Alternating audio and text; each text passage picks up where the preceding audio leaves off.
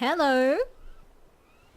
Let me know if you guys can hear me, although it should be good. I've got my decibels up here, but let me know if it's a little too soft because I can crank it a little bit. So hello, how's everyone doing? Where is my chat? There's my chat. Hello to Ifkin and Shady and me and my guesters here and Rensock and Hamlet and Alexandra. And I saw somebody else here earlier. It might have been Ransock. I saw somebody was in early. You can hear me? Let me know if it's too soft. So, we have power tonight, which is excellent. The power's only going off at like 4 a.m., which I don't plan to be awake that long. So, when I saw we had power this evening, I was like, okay, that's great. And then I checked the power schedule, and tomorrow we only have a short interruption, and we only have a short interruption the day after that. The problem is both those days, the power is off between 8 and 10, and that is like the perfect streaming time for me and for people on the East Coast and stuff and such, because it's not too late for me and it's not too late for everybody else. So we're streaming right now because right now is when I can stream. However, I recorded audio for the next video yesterday, right?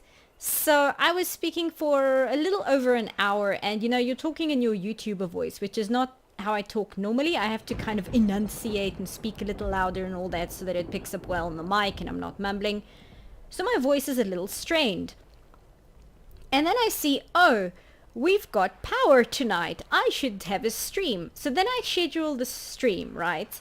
So my voice isn't too bad. I'm ready to stream and all that.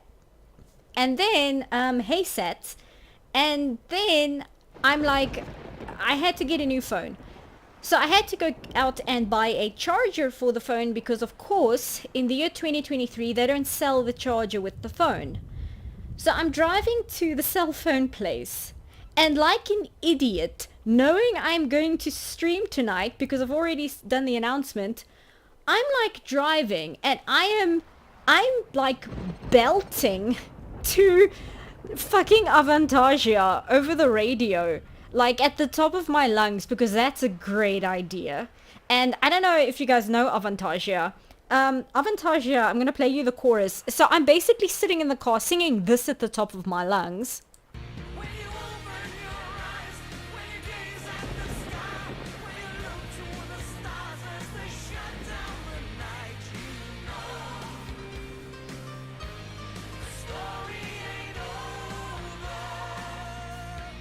So I'm singing that at the top of my voice.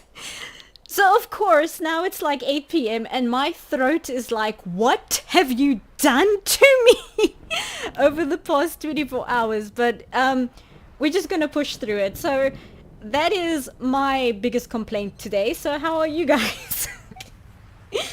Luckily with playing Mass Effect, a lot, because the characters talk and there's a lot of like the codex has its own narration, I can at least go long periods without talking, unlike the art stream where I'm running the show, so I have to continuously talk the whole time.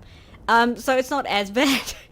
But yeah, that's what's going on in my life. Hey Watchface, why would they sell the charger with the phone? They could scalp you for another 20 bucks. Exactly. And like, I got the phone, and the cell phone place where I got the new phone wanted to charge me 600 Rand just for the charger. And I was like, I'm not doing that. So then I went to this guy. We have a lot of the tech stores here are run by people who are from Pakistan. So I went to the guy, the Pakistan guy, and he gave me a charger, a phone case, a screen protector, and an aux cable converter, all for the same price that the charger alone would have cost me at the cell phone company. So that's what I went out and did. The legendary battle between Puffy and her vocal cords. Yeah, I'm a very quiet person. It may not come across that way, but I don't really talk that much. Not that I don't talk that much. I'm just not as animated as when I am on stream. I'm quite reserved. So that's part of it. Anyway, I'm gonna get the game going. Let me see. I minimize this, open this, open OBS again. Also, if you hear kind of background noise going on, we've got rain and wind on the way, so that's what that is. Don't worry too much. I don't even know if it'll pick up on the mic, but in case it does, don't worry about it. Okay, there's the game. Let me switch back to OBS. Take this away. Game capture. Transition. That's my mic. Okay, that should be good. Let me see. Let me know if you guys can see the game fine. Hopefully nothing melts. Yeah, you know what it was? There we go. What it was, I have a brand new battery in this laptop. And when it switched from... Sorry, that's just me turning down the volume a bit. It's yelling in my ears. There we go, that's better. And when it switched from power to battery, what happened was the plastic casing of the battery had never warmed up before. So it wasn't like melting or anything. I was just smelling the plastic heating up for the first time. And that's what I was smelling. So nothing actually broke. I was just like really terrified that there was like a wire that was fritzing, whatever. But it turned out to be fine. You can see the game. So if you want to have a conversation with CPuff, have Emmy playing in the background, pretty much. Resume. There we go.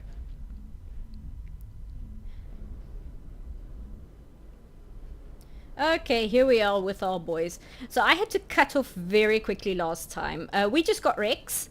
If you weren't here last time, we actually didn't take Rex with us to Cora's Den. Because if you take Rex with you to Cora's Den... Oops, that's my mouse. Hold on, I need to move that. If you take Rex with you to Cora's Den, he shoots Fist in the face. And we actually didn't bring him along, so Fist survived. And because we got rid of Fist, Rex gave us the money he was paid by the Shadow Broker to get rid of Fist. And he's decided he wants to come along because Saren, who is the guy who is coordinating the Geth attack on human colonies, he's recruiting a lot of Krogans. And Rex wants to know what's going on, because Rex kind of doesn't want anything to do with his species, but he also can't help but care. So he's kind of just been adopted into the slowly growing found family we've got going on. And I was on my way to the Normandy to kind of wrap up the prologue, but I'm actually not going to go to the Normandy right away. And the reason why is... we've still got a handful of side quests on the Citadel, and it would be very weird to go on the Normandy, have the big send-off with the ship, and we get free reign to all of space, and then we immediately go back to the Citadel because we have things to do here before we leave. So we're just gonna clean up a few things, like we have to get Fist's his details from his safe, because I ran past it because it was a timed mission, because we need to give that to Emily, and there's like one or two things that I just really ran past. So that's what we're doing first. And I also, somebody asked about the First Contact War, so I'll give you the rundown on that. And more importantly, before we even go into the elevator, because they might just start talking about it, Rex and Garrus are two species who really do not like each other. Like, these guys come from really, like, at odds species. And I'm going to have to explain a little bit why first. But let's get going so that I can get that info for Emily first before we get into that. In other news, Exogeny Corp is still denying reports that one of their survey teams has gone missing in the Hades Gamma Cluster. When asked why communication with the survey team was suddenly cut off last week, company officials refused to comment. Okay, so we might have to go check that out.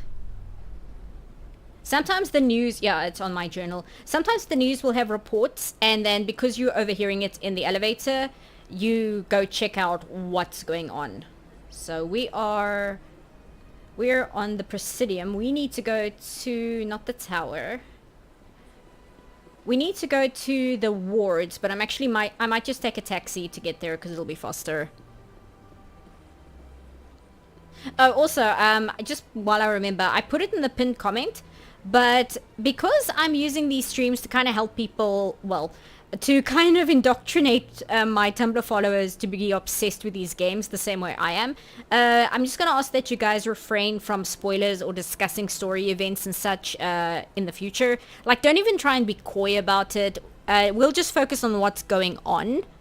and we'll just discuss things as they happen. Am I staying in N7 armor? No, I'm actually going to switch up. Here we go, Chorus Den. I'm going to switch up to the better armor. I just didn't have a moment to do it in the last stream. I had to finish really abruptly because I thought my laptop was bursting into flames. A gentleman's club, is that what we're calling it?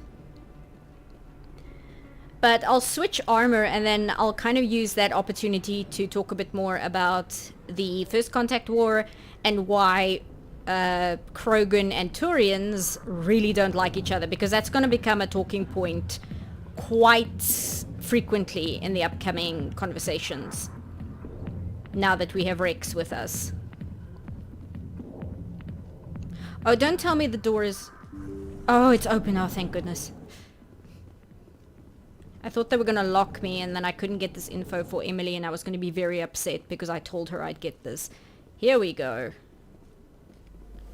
Take that and take out this safe.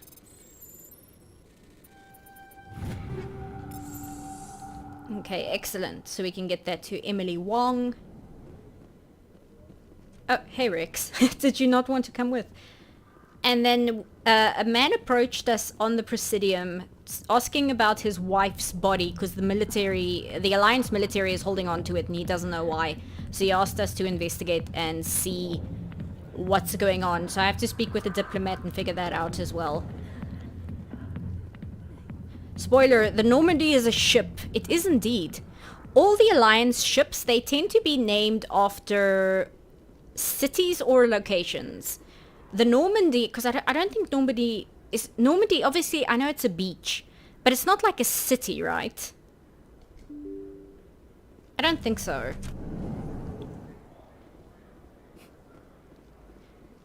The more you indoctrinate people, the more looking forward to Mass Effect 4 and 5. Let's not discuss any potential future Mass Effects. My heart can't take it. Normandy is a region in France? Okay, excellent. How are you doing with your receipt, my guy? Oh, Keeper. We promised, it wasn't Shells, I forget his name. We promised one of the Solarians at the tower that we would scan all the Keepers for him. Now, where am I going? Oh, Emily. Yeah, known for the D-Day invasion. I'm just not sure if it's a city or if it's just the beach, because all the Alliance ships, they tend to be named after cities, because there's the Cape Town, there is the... What are the other ones? Of course, I know there's a ship called the Cape Town. I think Hong Kong, there's a ship called the Hong Kong. They're all named after capital cities, essentially. Emily, I got that info for you. Word on the street is that you've been busy. Congratulations on taking down Fist. I was sure he was a big player in anything going on here. Did you find anything in his office that could help me? These OSDs might have the information you're looking for. You've got Fist files? This could be even bigger than I'd hoped. Here, Commander, for your trouble. I can get more stuff for you. And I'm guessing if I say this, Shepard's gonna ask her for money. What would my future cooperation be worth? Yep. Say, an interview when my investigation is over? Exclusive? You talk to me before you talk to anyone else? That would be worth quite a bit, and I'd be very happy to compensate you accordingly. Here you are. Now, if you'll excuse me, I should go see what's on these discs. Yeah, we are poor. We need the money right now. Okay, so we got that done, and we need to go to the Presidium to help that guy with the release of his wife's body. I think... Okay, where does... to the Presidium. Here we go. Coming up in a report later today, Emily Wong investigates corruption on the Citadel. Wow, that uncovers a full-blown crime syndicate. That took her 2 minutes to write. Holy shit. This way. The Warsaw? Yeah, I know Warsaw is one of the ships. I know that for sure. So how are you liking your posting at the academy? It's good. Busy, though. I can't can't believe how many people you get coming in from the wards. Yeah, it's the busiest station on the Citadel. You'll never get bored. I guess not, but you could still use a few more men. That's why we brought you here. Sure, but there's still way more complaints than the officers can handle. That's just life near the wards, kid. You'll get used to it. You know what I think she did? I think the second I put the OSDs in her hand, she contacted her superior and was like, I've got information, can you fill me in, like, can you fit me in for a slot in this evening's news? And he said yes, and she's just like, she's at home right this minute, frantically scrambling and writing down her script. I'm pretty sure that's what's going on. Come on, boys. A Solarian excavation team has run into an unexpected problem after unearthing a Prothean dig site. Hanar protesters have blockaded the dig site, claiming that artifacts of the Enkindlers, as the Hanar call them, should not be disturbed. The excavation team has appealed to Hanar representatives on the Citadel to reach a diplomatic solution.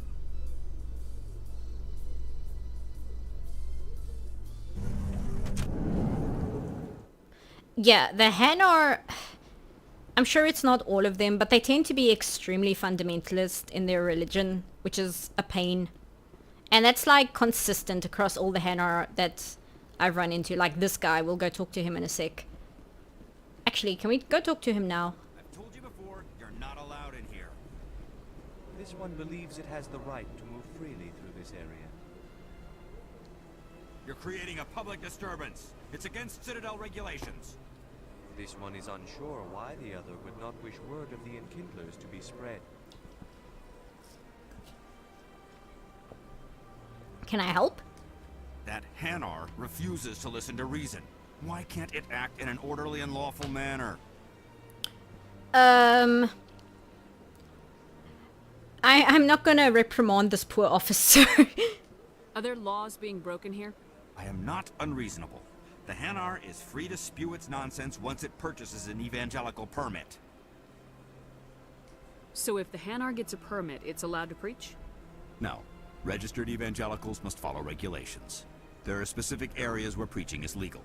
Failure to follow the regulations results in the forfeiture of the license. Arrested? Why don't you just arrest the Hanar? I could arrest the jelly, but my superior has requested that I find a solution that does not anger the Hanar. The Hanar become vocal when they feel their religious beliefs are being suppressed. Also, I'm pretty sure calling a Hanar a jelly is like a slur. What's the purpose behind the evangelical permits? Forcing religious evangelicals to register for a permit weeds out undesirables. It keeps the area safe. The Citadel is too important to become a battleground for a religious war. You know what? Fair enough. Back in the day, before social media became a thing, there was kind of an unwritten rule on the internet that there are 3 things you never discuss on the internet, and that was sports, politics, or religion, because without fail it would start a fight. So I kind of get what he's talking about. Anyway, let me talk to it. If you'd like, I could talk to the Hanar for you. I have argued with the stubborn jelly all afternoon. You are certainly welcome to try. It would help if you'd stop calling him a slur. That would be cool. Do you desire to learn of the Enkindlers? Or has the Honorable CSEC officer enlisted assistance? You're kind of causing an issue, my dude. Is this really how you want to represent the Enkindlers? The truth of the Enkindlers must be made known. They gave the Hanar language, and gave the universe the mass relays. This one only wishes to spread the truth to any who will listen. There is no intent to cause trouble. Okay, good. This is why I wasn't sure if I could do this yet, because you need a certain amount of charm points to settle this peacefully without, like, an argument breaking out. Is this how the Enkindlers would want you to use this gift of consciousness? The Enkindlers would wish for their message to be spread to all sentient races. I think we already know what the Protheans are, dude. The Enkindlers wouldn't wish their message to be spread by breaking society's laws. This one hears wisdom. Perhaps enthusiasm has clouded judgment in this matter. This one departs now, and will not intrude upon the Presidium again. Excellent. I see the Hanar is left. Thank you. You're welcome. Happy to help. Here, for your assistance in this matter. Now, if you'll excuse me, I should report to my superiors. Cool. He didn't have a name, I don't think. It's a shame Garrus didn't have anything to say about that. My first CSEC posting was here on the Presidium. Mostly for show, not much crime up here. It never gets dark here. They keep the artificial sunlight on at all times. That's actually not true. I'm not sure why he says that. Because they dim the lights for 6 hours every single day. So I'm not 100% sure. Oh, I think I mentioned this before when I was testing whether my laptop could stream. And I think the consensus between me and my friends was Garrus is trapped in his office all day, so he never gets to see them dim the lights. So he doesn't know that they turn it off for 6 hours every day. Why would Garrus care? Garrus is a CSEC officer. He's a cop. So technically that was one of his co-workers. And Garrus tends to know who everyone is. We're going to go talk to Palin later, and we'll bring Garrus with us, because now that we have Garrus, he's not leaving the party again ever. So we can talk to Palin, who is the, what do you call it? Not the chief of police, but he's the guy who's like in charge of everything. I'm running in circles. I'm supposed to be going to the diplomats. The diplomat area. And I know that we also have to see the consort, because we heard about her from the L Corps. Garrus is a workaholic. He actually legit is. He hates it. He hates paperwork more than anything, but... Got a moment, Spectre? Hello? Hello, Spectre. I have a business proposition for you. Okay. How did you know I'm a Spectre? Word travels. Your name comes up in certain circles. I'm acquainted with a pair of powerful crime bosses. They're hiding on remote worlds, and I have the coordinates. You could do the galaxy a favor. Oh, so... you want me to do a mob hit for you? What kind of defenses would these two have? I haven't the faintest idea, but they're certain to be armed. Their partnership's soured, and each believes that the other intends to kill him. They will be well prepared. So you're obviously part of the mob yourself. I eliminate them, and then you take over and try to eliminate me. How stupid do I look? While I appreciate your estimation of my bravado, I have no intention of attempting to murder you. You are the first human Spectre, and you are doing important work for humanity. I have no interest in red sand or slavery. Anyone who does deserves to die. Our needs are aligned.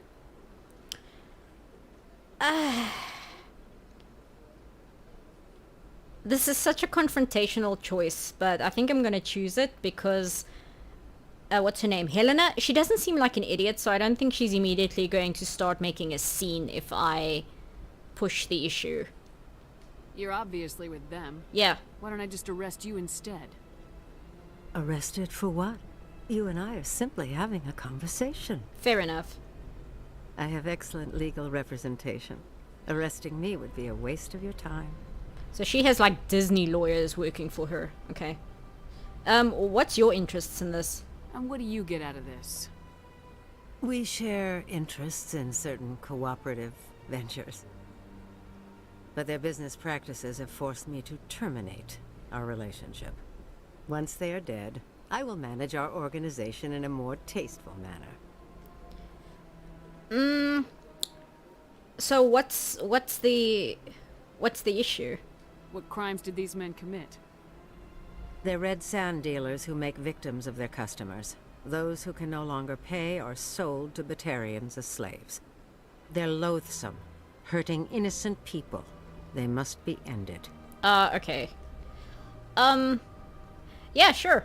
If they're as bad as you say they are, they need to be dealt with. Excellent. Here are the coordinates. When these men are dead, I will wait for you at the third set of coordinates.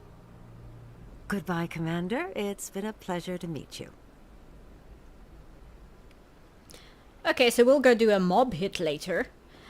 She mentioned red sand. Red sand is a drug. What it does specifically is it enhances biotic powers, but you know Dune? You know the spice in Dune? That's basically what red sand is. Except like... No, I guess... yeah, it's basically spice from Dune. That's nothing. I've had my office rearranged 5 times now. 5 times? Why? What do they want? How should I know? It's not like Keepers offer an explanation for what they're doing. Yet, everyone just lets them go on doing whatever it is they do. What choice do we have? If you try to stop them, they just shut down and another one replaces it. Just strange that we know so little about them. Not to mention frustrating. What do you mean they shut down? What do you mean they shut down? I'm not sure... Because I'm guessing shutting down is different than just keeling over dead. It's a weird conversation.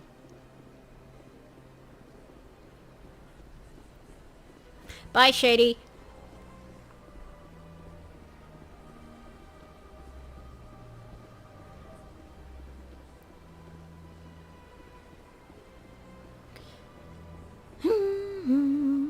Towards to Seasick.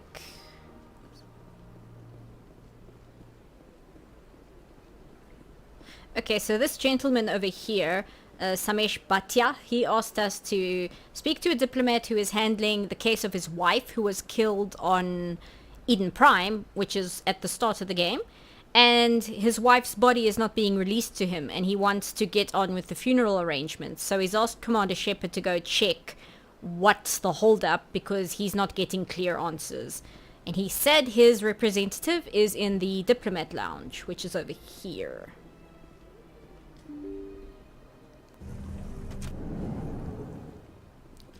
Is it that way? No, that's the public terminals.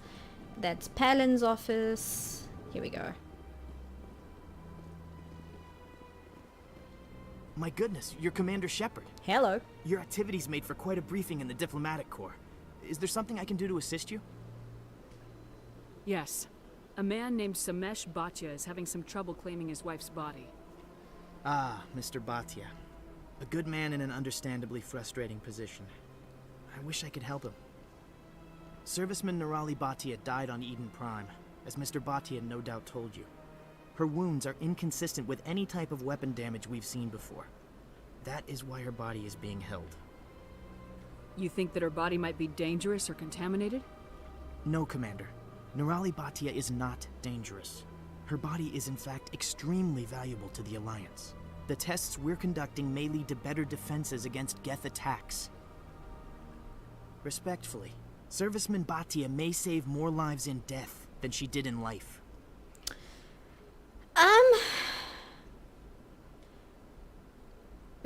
How long do you think this research is going to take?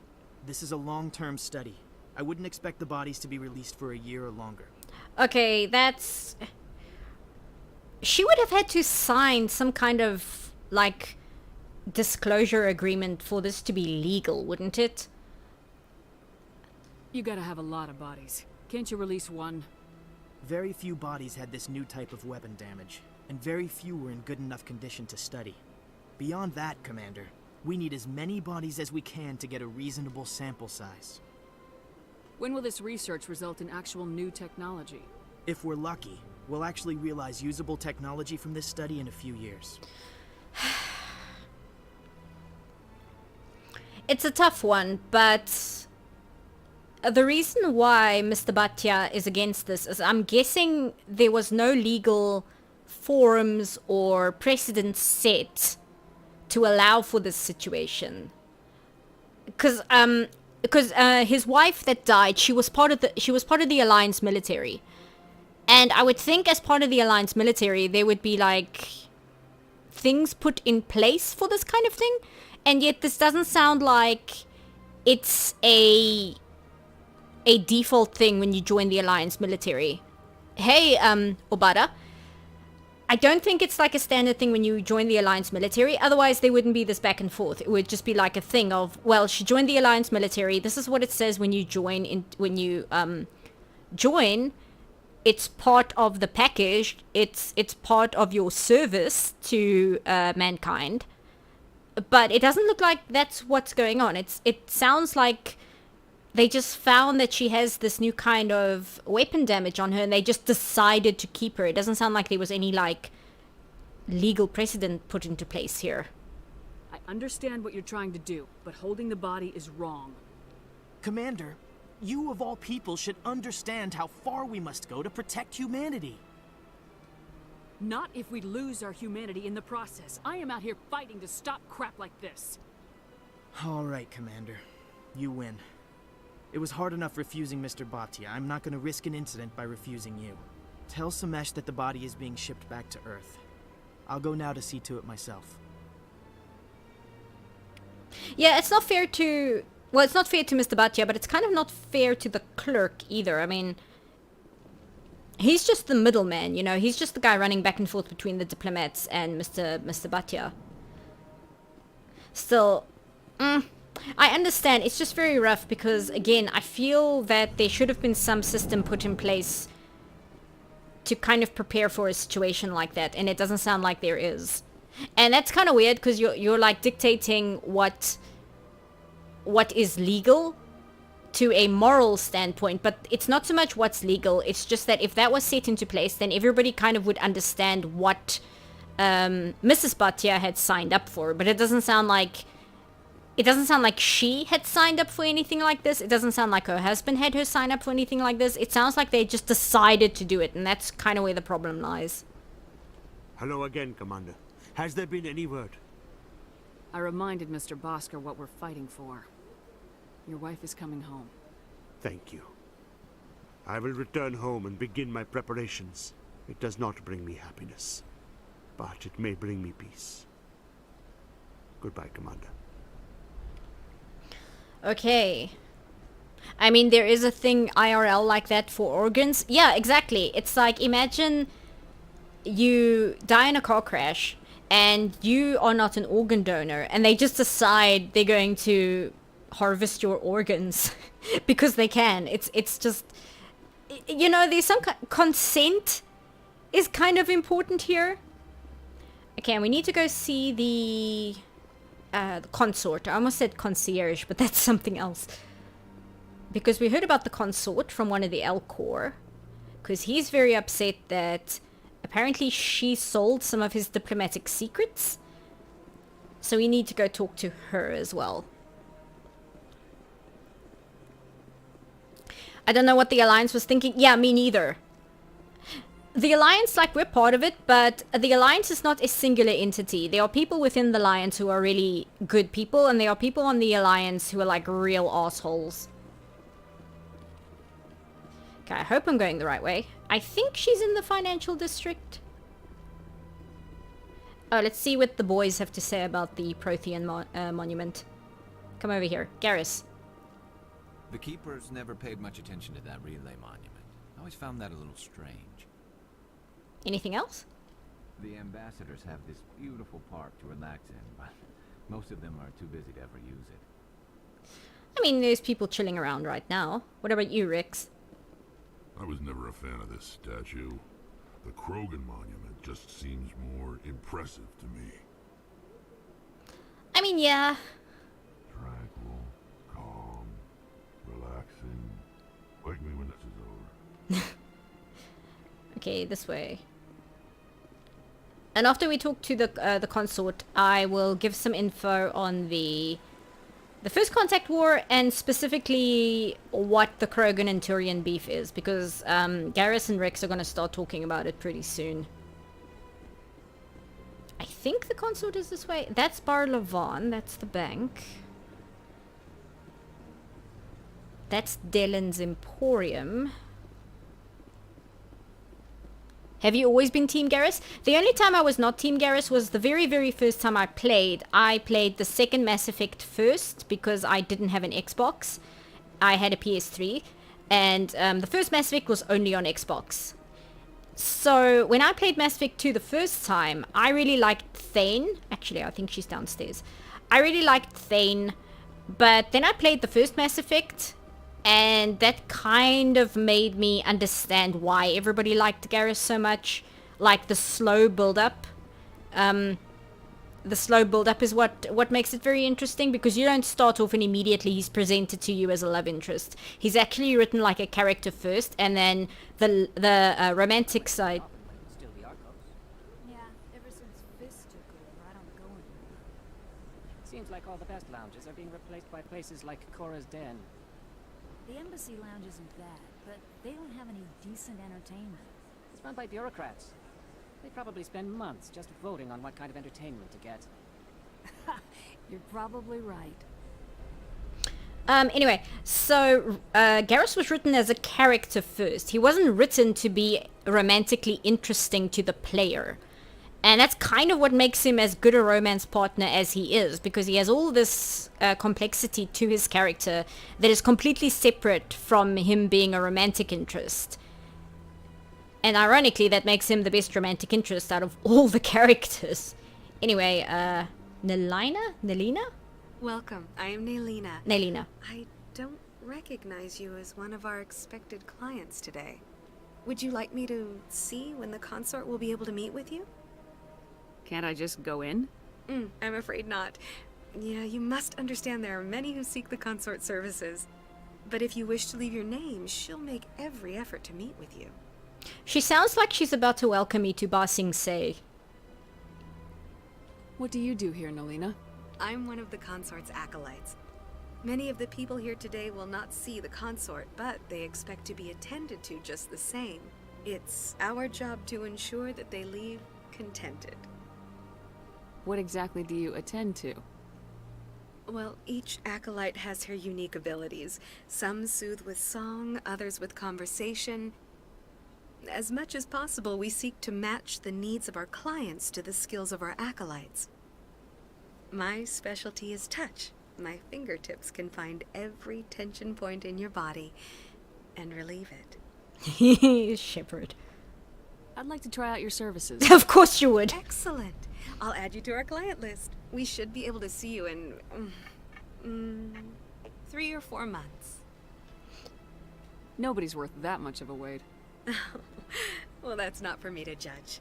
I have your name and you'll be contacted. Is there anything else? What is the consort? What does she do? It's difficult to explain. She's many things to many people and something different for each.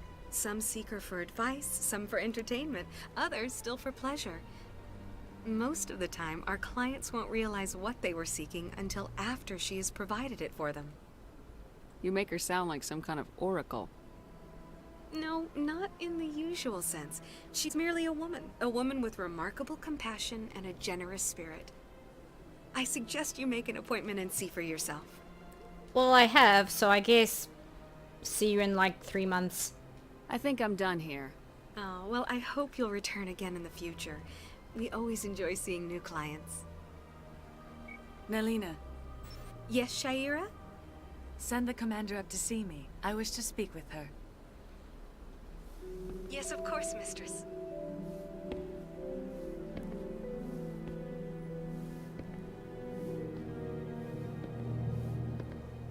Huh. It appears the consort has taken notice of you. She'd like to meet with you now. Why? Where do I go? Just head upstairs. She'll be waiting for you. Shepard shoving people out of the way 3 months later. Yeah, pretty much. So, it's not actually a brothel. It is... what's the word? It's kind of like geisha. It's kind of a mix between like a geisha house and a hostess club. Like, it's not necessarily about sex. It's about companionship, if that makes sense. Anyway, they've got a Salarian here, which is very strange to me. I mean, good for him, but it's very interesting that they have a Salarian working here. This is my first time. I can't believe I didn't come sooner. Welcome. It is a pleasure to see you.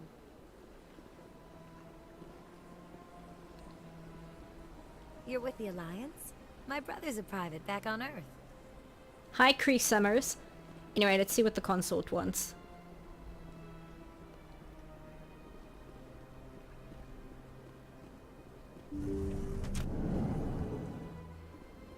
I like this bubble. I think this is a bed. No, it's not a bed. What is this? Anyway, I think you only see it in this room. I think in the whole game, I think this is the only time you see this like bubble couch. That is close enough, Commander. I've heard a great many things about you since your arrival here in our citadel. What exactly do you do? That depends on your needs. I offer advice to some, comfort to others. I have a certain problem that could use your expertise. Maybe I can help. I have a friend, Septimus, a retired Turian general.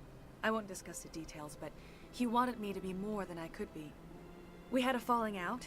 Now he spends his days in Korra's den, drinking and spreading lies about me. If you would speak to him as a fellow soldier, I believe he will listen to you and let the matter be. What happened between you? I respect his privacy too much to go into the details. If he wishes to tell you what happened, that is his prerogative. What exactly do you want me to tell him? Appeal to his sense of honor. Remind him of his position as a general. If you can convince him to stop spreading lies about me, I would be very grateful.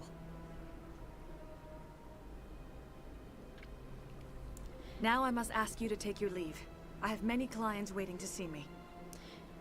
Sha'ira is very strange. She's like really touchy, and maybe it's just me, you know, because I'm not really into that kind of thing. So immediately when she gets like all up in your business, I'm like... I'm a little nervous. That's understandable. Many are a little unsure what to expect their first time. Don't get me wrong. I've only heard good things about the consort. It's just... The unknown forces us out of our comfort zone. It forces us to be vulnerable. Exactly. That's just what I was thinking. Good. Then we are ready to begin. What was I saying? Oh yeah. It's like when she gets like all up in your business, I'm always like, ugh. Can you back off a bit, please? Okay, so we need to talk to Septimus, and Septimus is in Korra's den. Is this Rapid Transit? Yes. Korra's den. It's really off-putting that she's that touchy immediately. Yeah, it's weird. But at the same time, she's like a geisha Oiran hostess. So I guess she's just like that. Maybe she just knows that because you know that's what her services are. Getting touchy is just kind of like automatically accepted.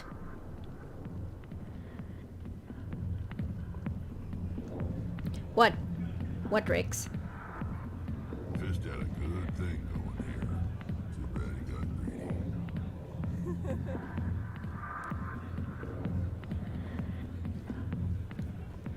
Okay, patron. Here we go, Septimus. I like Septimus. Septimus is cool. We see more of him in the following games. Commander.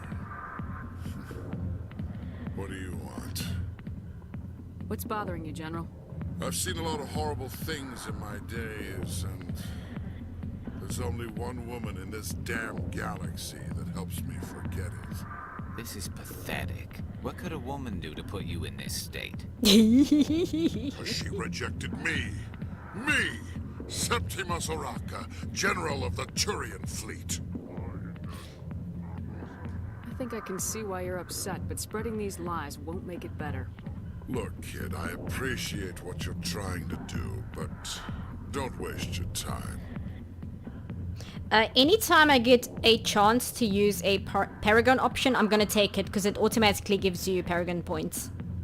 General, did you ever win a battle by moping in a bar? Ha, war.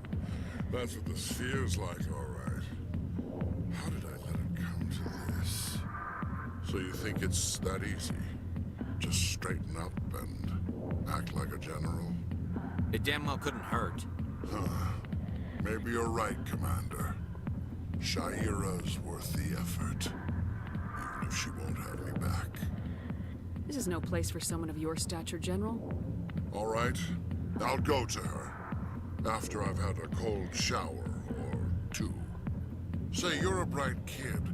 Would you be interested in earning a few extra credits? Absolutely, I need them really badly. What do you want me to do? There's an Elcor diplomat out there who believes Shaira gave up his secrets. Why is that? Because I told him. Look, I just need you to convince him of the truth. What makes you think he'll believe me? You'll bring him proof. Take this datapad. It shows where I got my info. It will exonerate Shaira and convince the Elcor. Who am I taking it to, and where is he?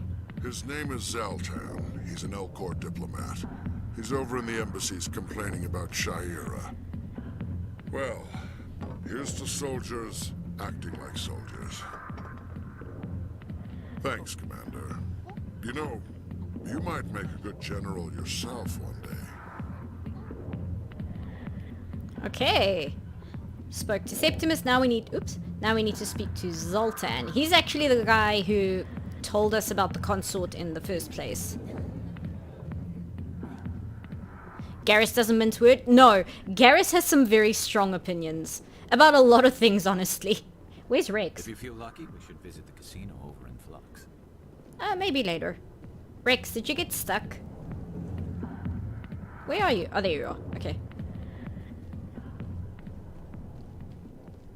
Garrus wants to go gambling. Okay, rapid transit. There. Usually I just run to these places, but I'm not going to make you guys sit through that, because that'll add like half an hour to the stream just running back and forth. Embassies.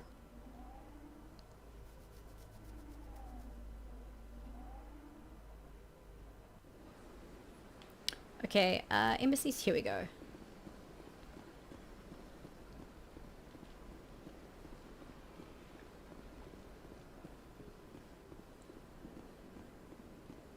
Rex learned how to teleport. Yeah, they tend to, you mainly notice it in the first game, they tend to rubber band the companions so that they're behind you.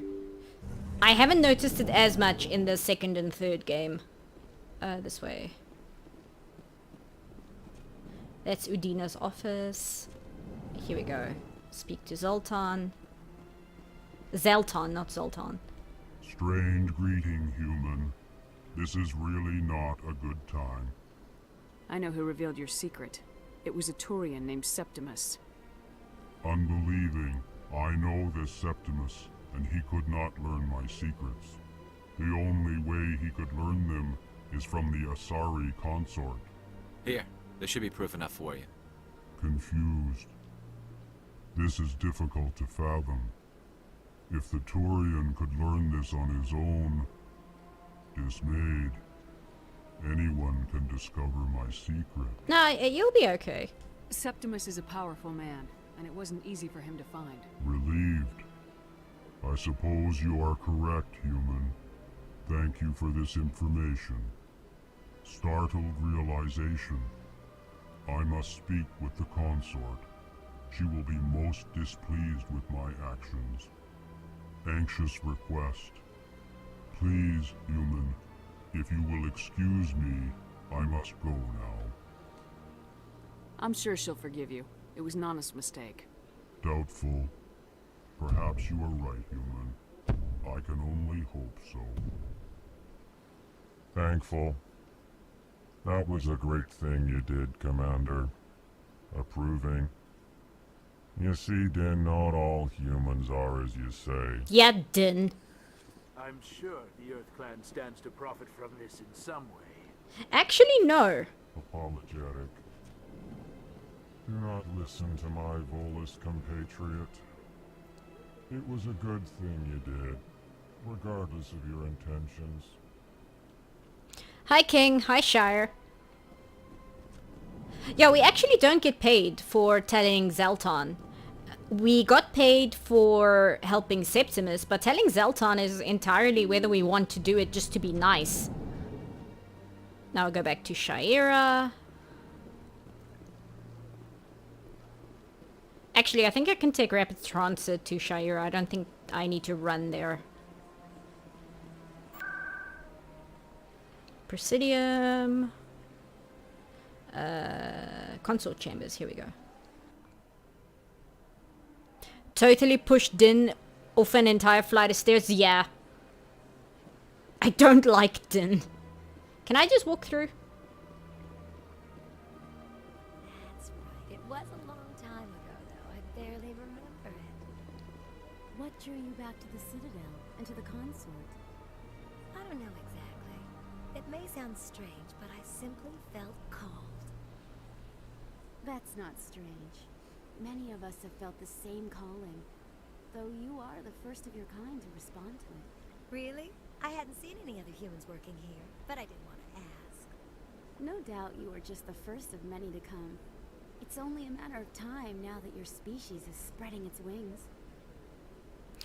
I know nothing sinister is going on here, but everybody here talks like it's a cult. You can... would it be worth the renegade points to push Din down the stairs? I'm pretty sure if I did, he would physically explode, and then I'd have to deal with that. Hey, Shira. Commander, I recently received a lovely note from Septimus. Thank you for speaking with him.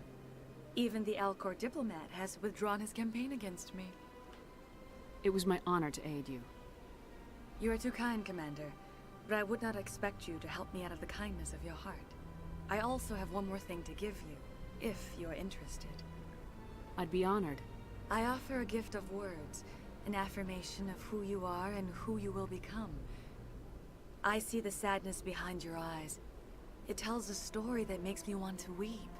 Pain and loss, but it drives you, makes you strong. That strength is what kept you alive when everyone around you was dying. You alone survived. You will continue to survive. This may be who you are, but it is not who you will become. It only forms the basis for your future greatness. Remember these words when doubt descends, Commander. Thanks, I guess. You have quite a gift, Shira. Thank you. Not everyone appreciates it as you do.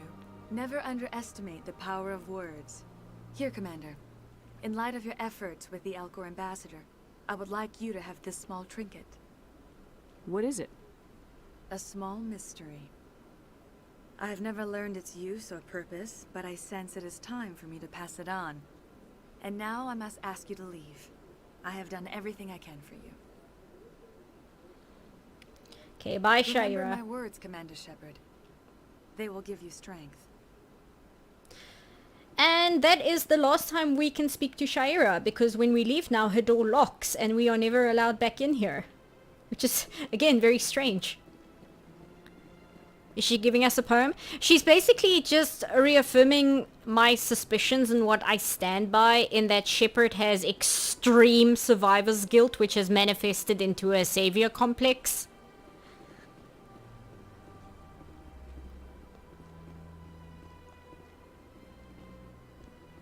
I'd prefer cash, please. I'm poor.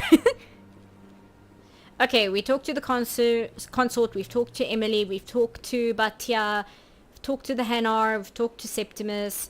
I think that's everyone for now. So I think it's time to finally go to the Normandy. And we'll come back to the Citadel later, because Rex and Garrus will have things to say. Like, they have a lot of opinions about this statue right here. Actually, let's hear them talk about the statue, and then I'll give you the info on the Krogan rebellions and the Rachni War later, to give context. This statue represents what the Krogan used to be. A proud and fierce nation. Now we're just brutes for hire to the highest bidder. We've forgotten our roots. Is that all he has to say? I thought he had like a whole conversation with Garrus. Maybe I have to talk to Garrus. Sorry, my laptop almost fell over there for a second, but it's fine. I saved it. Crisis averted. What do you have to say, Garrus? At the time the statue was built, the entire galaxy respected the Krogan. Now they're simply hated and feared. You won't have to put up with us for much longer, Turian. My people will die out soon enough, thanks to you. Some would argue you brought this on yourself. It was the Krogan who started the war. and the Turians made sure to finish it. Mm-hmm. That was super not cool, Garrus, by the way.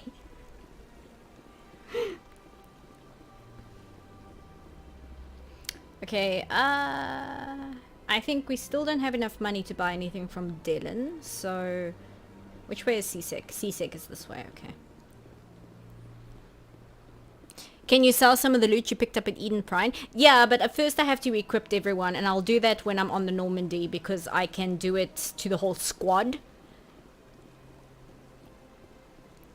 Hey, Rafen! Wait, are the Krogan endangered? Yes, actually. And, it's to do with, like, a lot of lore. I'll talk about it when we get back to the Normandy, because there's a lot to dig up there. To Seasick, here we go. They're a dying species. Their population is in decline, and it's the Turians' fault, but it's also the Solarians' fault. Like I said, it's a long story. I'll have to, like, sit down and, like, explain, and we'll look at the codex and things. It's very interesting, though, and it becomes, like, a major part of the entire plot.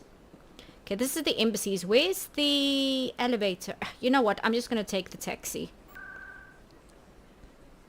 Dalor. Okay, is it? I think it's a Presidium location? No. Seasick is tricky because it connects the wards and the Presidium, so I never know, does it count as a Presidium location or a wards location?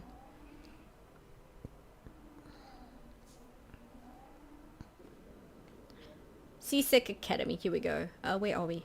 Okay, we're here. And there's a guy, oh, we have to talk to the guy who, like, gets us the weapons, because we need to register ourselves as a Spectre so that he knows requisitions, so that he knows we get the cool stock. One sec, looking you up.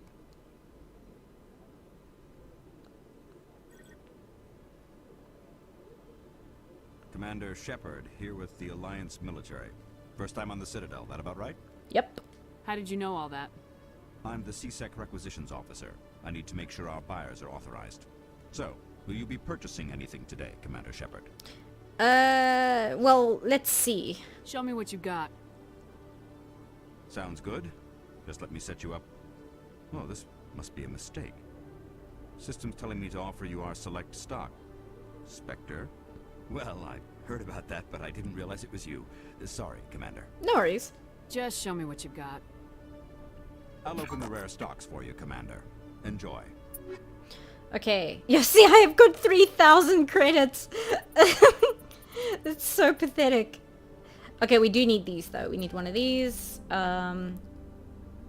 can actually pay for the grenade upgrade, but I think I'm going to save my money because I also need to buy a lot of the licenses. So I'm not going to do that right now. Okay. And I just realized we actually have to go talk to Palin before we leave because Garrus here... Garrus, are you coming? There you go. Are you good? You want to come now? Garrus has to talk to his boss, basically. He doesn't have to, but I feel he kind of should before we just leave. Okay, Presidium. Embassies.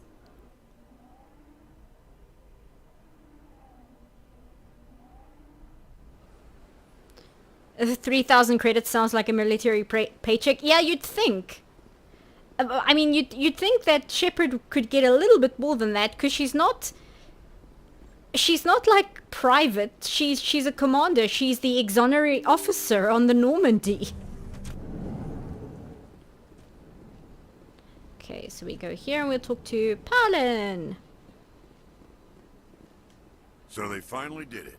I knew one of your kind would make Spectre one day. Why did you come to see me, Shepard? Did Ambassador Udina send you? Who are you? No, he did not. I came on my own. I need information. You humans are always so curious, always sticking your fingers into someone else's pie. Is that the right expression? Never mind, forget I asked. Was there something you needed, Commander? I genuinely don't know if that's the right expression. I don't think I've ever heard that before. So you don't like Spectres, by the sounds of it? What do you know about the Spectres? They're the right hand of the Council, or so they like to be called. More like the underhanded side of the Council. What do you have against the Spectres? I can't abide any organization that considers itself above the law. Especially when it's left up to each individual Spectre to decide when and how to bend the rules.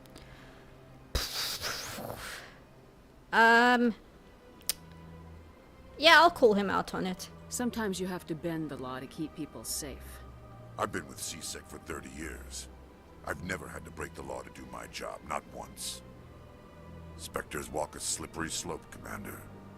Operate outside the law and it changes you. Look what happened to Saren. Don't piss in my ear and tell me it's raining. I've known plenty of dirty CSEC agents. Exactly. There are over 200,000 CSEC agents. Some of them are going to be bad. But we don't turn a blind eye to corruption like the Spectres do. Oh, bullshit. We do our best to find and punish any officer who breaks the law. Spectres, they'll never come under that kind of scrutiny.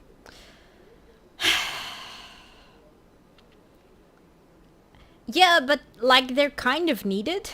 The galaxy needs people like that. People who do the dirty jobs. I agree. But they need to be held to a higher standard. They need to be accountable. Saren's out of control. We both know that. But because he's a Spectre, the Council doesn't want to do anything about it. Okay, true. Is that the kind of person this galaxy needs? No. But not all Spectres are like Saren. True.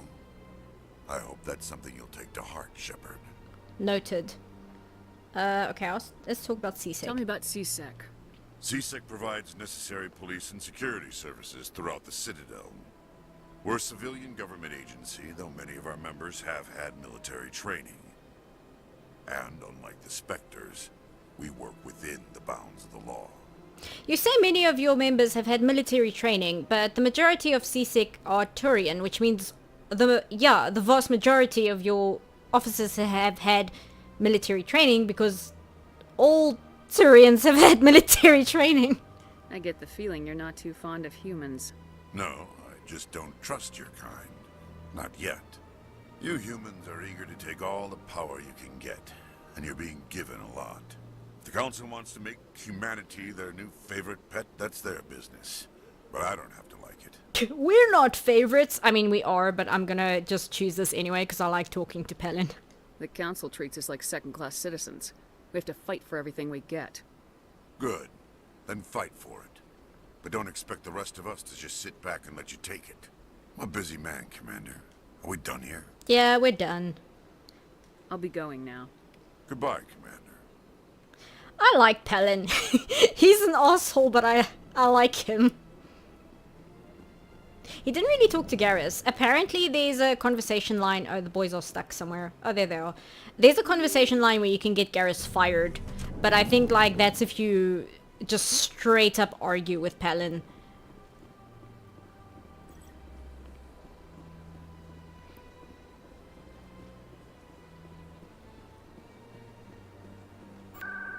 Okay, now we can go and finally get on the Normandy. See, because the thing is, I didn't want to get on the Normandy, and then we're given free reign to space, and then we turn around and come right back to the Citadel. It's just weird. Okay, let's get going. Must be hard for you, Garrus, knowing that the person behind all this death and destruction is a Turian Spectre. Saren is either a traitor or a madman. Taking him down will restore the good name of Turians everywhere. Glad to hear it.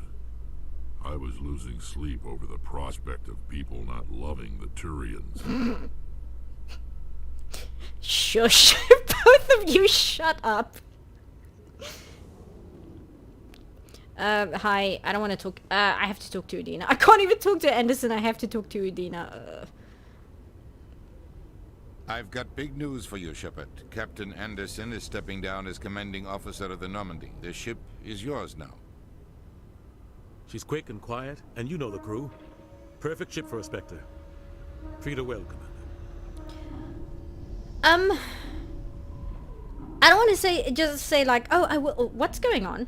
I want the truth. Why are you stepping down, sir? You needed your own ship. A Spectre can't answer to anyone but the Council. And it's time for me to step down. Yeah, I'm not buying that. Come clean with me, Captain. You owe me that much. I was in your shoes 20 years ago, Shepard. They were considering me for the Spectres. Yeah, Harkin told us that. Why didn't you ever mention this? What was I supposed to say? I could have been a Spectre, but I blew it? I failed, Commander. It's not something I'm proud of. Ask me later and I'll tell you the whole story. For now, all you need to know is, I was sent on a mission with Saren, and he made sure the Council rejected me. I had my shot. It came and went. Now you have a chance to make up for my mistakes. Okay, cool. I won't let you down, sir. Saren's gone. Don't even try to find him. But we know what he's after. The Conduit. He's got us Geth scouring the Traverse looking for clues. We had reports of Geth in the Pharos system shortly before our colony there dropped out of contact, and there have been sightings around Noveria. Find out what Saren was after on Pharos and Noveria. Maybe you can figure out where the Conduit is before he does. Yeah, what about the giant space hand that came out of the sky and dropped a bunch of Geth on our heads and turned the human colonists into abominations? The Reapers are the real threat. I'm with the Council on this one, Shepard. I'm not sure they even exist. But if they do exist, the Conduit's the key to bringing them back. Stop Saren from getting the Conduit, and we stop the Reapers from returning. Absolutely. I'll stop him. We have one more lead. Matriarch Benezia, the other voice in that recording. She has a daughter, a scientist who specializes in the Protheans. We don't know if she's involved, but it might be a good idea to try and find her. See what she knows. Her name's Liara, Dr. Liara Tassoni. We have reports she was exploring an archaeological dig on one of the uncharted worlds in the Artemis Tau cluster. Sounds like we should head for the Artemis Tau cluster. It's your decision, Commander. You're a Spectre now. You don't answer to us. But your actions still reflect on humanity as a whole. You make a mess and I get stuck cleaning it up. Fine. I'll try not to make things any harder on you, Ambassador. Glad to hear it, Commander. Remember, you were a human long before you were a Spectre. I have a meeting to get to. Captain Anderson can answer any questions you might have. Yeah, bye, Udina. Okay, Space Dad is giving us the ship, and Space Dad is no longer gonna be coming with us. Yes, Commander? Are you okay? How are you holding up? Honestly, this isn't how I pictured my career coming to an end. Pushing papers really isn't my thing, but you're the one who can stop Saren. I believe in you, Shepard. If that means I have to step aside, so be it. Before we get to that one, I just want to ask him a few more questions about the mission, then I'll press him about Saren. Any extra intel you can give me on our colony at Pharos? The entire planet used to be one giant Prothean city, mostly ruins now. But some of the infrastructure is still intact. The colony tried to build on what the Protheans left behind. We lost all contact with them when the Geth attacked. What do you know about the Artemis Tau cluster? Not much. I've never been there myself. A handful of systems with a few small, uncharted worlds, but no real colonies. Might not be easy finding Dr. Tassoni out there. My advice is to look for the world with the Prothean ruins. What can you tell me about Noveria? Noveria's trouble. Always has been. The whole planet's basically a center for corporations to conduct illegal research. Watch your back there, Shepard. Spectres are about the only form of Citadel authority Noveria respects. But they aren't popular. Okay, now let's press him about Saren, because I think he has new dialogue. I'm not sure if he just repeats what he said earlier, but let's check. I want to know the truth about you and Saren. Oh, okay. I want to know about the mission you were on together all those years ago. We had intel on a rogue scientist being funded by Batarian interests. He was trying to set up a facility to develop illegal AI technology out in the Verge. Alliance intel had done all the work, but the Council wanted a Spectre involved. We compromised. I was assigned to help Saren in his investigation. We tracked the scientist to a refining facility on Kamala. He was hidden away somewhere inside, protected by an army of Batarian mercenaries. The plan was simple. Sneak into the plant, capture the scientist, sneak back out. Quick, quiet, and a minimum of bloodshed. This doesn't matter. I'm guessing things didn't go as planned? Saren and I split up to cover more ground. Then about halfway through the mission, there was a massive explosion in the refinery core. Officially, it was ruled an accident, but I think Saren detonated it on purpose to draw off the enemy guards. How many casualties? The explosion tore the refinery to shreds. The whole place was on fire. Black chemical clouds poured out into the atmosphere. Nobody inside survived. There was a camp for the workers and their families nearby. Between the fires and the toxic fumes, the final death count was over 500. Mostly civilians. Saren didn't care. The target was eliminated, mission accomplished, and I ended up taking the blame. That ended all talk of me joining the Spectres. Saren caused the explosion. How'd he pin it on you? In his report, Saren accused me of blowing his cover. He said it was my fault the guards were ready for us. He claimed that's why it turned into a massacre. Saren's report was all the proof the Council needed to kill my chances of becoming a Spectre. So Saren has always been a bastard. Don't blame yourself, Captain. I don't. I blame Saren. I think he wanted things to go bad. He was looking for an excuse to blow that refinery. Maybe he just likes the violence. Maybe he was just trying to make me look bad to keep humans out of the Spectres. If so, he pulled it off. I'm not sure if I want to say that's not fair, because that's kind of... I mean, it's giving me the option and it's no longer down here, so it's not automatically an asshole response. Why'd you let him get away with it? Who do you think the Council was going to listen to? Me? Or their best agent? Wow, Shepard! I had a bad feeling about him right from the start. I should have been more careful. Maybe I could have stopped things before they got out of hand. And then it's just what I said earlier, okay. The only thing I care about is stopping Saren. You're right. It's no good living in the past. Okay, and that's everything we can talk to him about, so... Everybody say goodbye to Space Dad, because we're not going to see him for a while unless we come visit him. He's no longer joining us. I should go. I'll be here if you need anything. Bye, Space Dad. Okay, let's board the Normandy and we can finally get out of here. We will come back, but we've got stuff to do.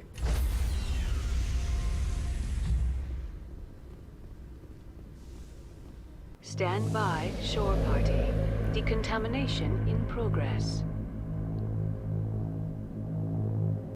I heard what happened to Captain Anderson. Survives 100 battles and then gets taken down by backroom politics. Just watch your back, Commander. Things go bad on this mission, you're next on their chopping block.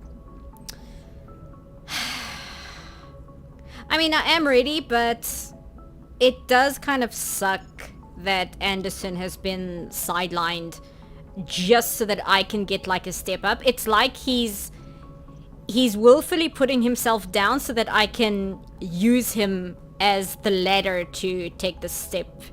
It's shitty. It's a shitty situation. Captain Anderson should be the one in charge. It's like I'm stealing the ship from him. Yeah, the captain got screwed. But it's not like you could have stopped it. Nobody's blaming you.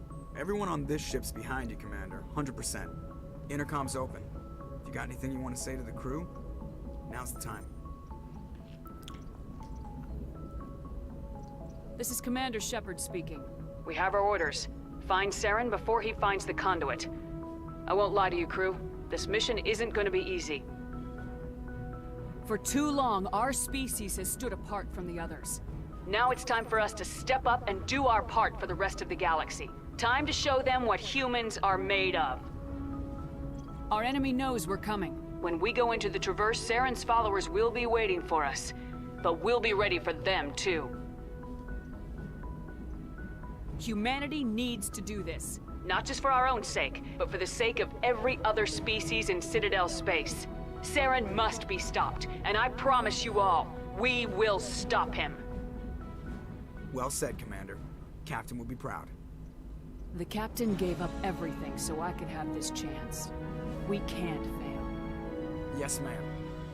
Whoop! I popped into existence there. Yay, we're finally on the Normandy. Let's grab this codex entry. So we've got command of the ship. We are officially captain.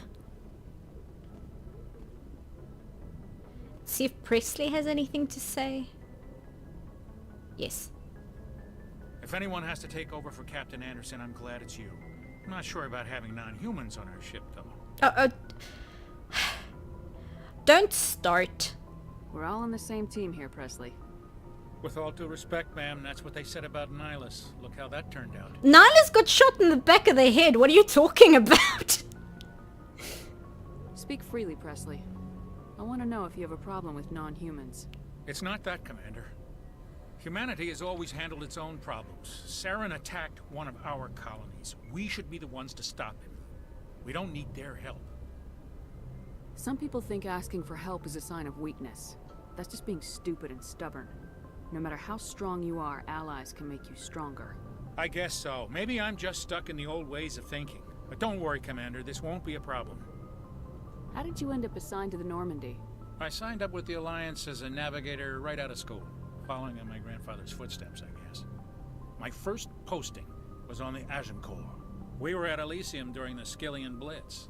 A massive fleet of alien raiders hit the colony, trying to wipe it out. They had the numbers, but their ships were no match for an Alliance frigate. It was a slaughter. We couldn't even keep track of how many ships they lost. How'd you end up on the Normandy? I got my officer's commission after Elysium. Must have made an impression on the right people. Captain asked for me when he was picking his crew. Carry on, Presley. Yes, ma'am. Okay. Presley, unlike Ashley, Presley doesn't like aliens. He specifically doesn't like Turians. But if I remember correctly, Presley actually served in the First Contact War. So he's not racist on a personal level. He had Turians shooting at him like 30 years ago, so that's kind of his problem. And I want him to be nice, but at the same time, it's at least a little bit more understandable. And I'm gonna have to explain the First Contact War. Let me see if the Codex has an entry for that, actually. We'll listen to the Codex entry, and then... Yeah, I've got a lot of stuff here. And then I can fill in the blanks if it doesn't mention anything. Personal history, Citadel, Galactic Governments, Humanity in the System Alliance, Council of Extinct Races, Citadel and Galactic Government? No, that's not ours. Technology, weapons, planets and locations. I think it's in secondary then. Humanity in the System Alliance. Here we go. Diplomatic relations. Let me just speed read here quickly. No, that just explains. Okay, military jargon. Timeline. Here we go. So this should more or less explain things. In 2069, Armstrong Outpost at Shackleton Crater becomes the first human settlement on Luna. It is formally founded on July 24th, the 100th anniversary of the first lunar landing. 2103. Lowell City in Eos Chasma becomes the first human settlement on Mars. 2137. Eldfell Ashland Energy Corporation demonstrates helium-3 fuel extraction from the atmosphere of Saturn. Helium-3 is converted into faster-than-light travel fuel. That's what the starships use to power themselves. 2142. Construction of Gagarin Station, Jump Zero, begins beyond the orbit of Pluto. Okay.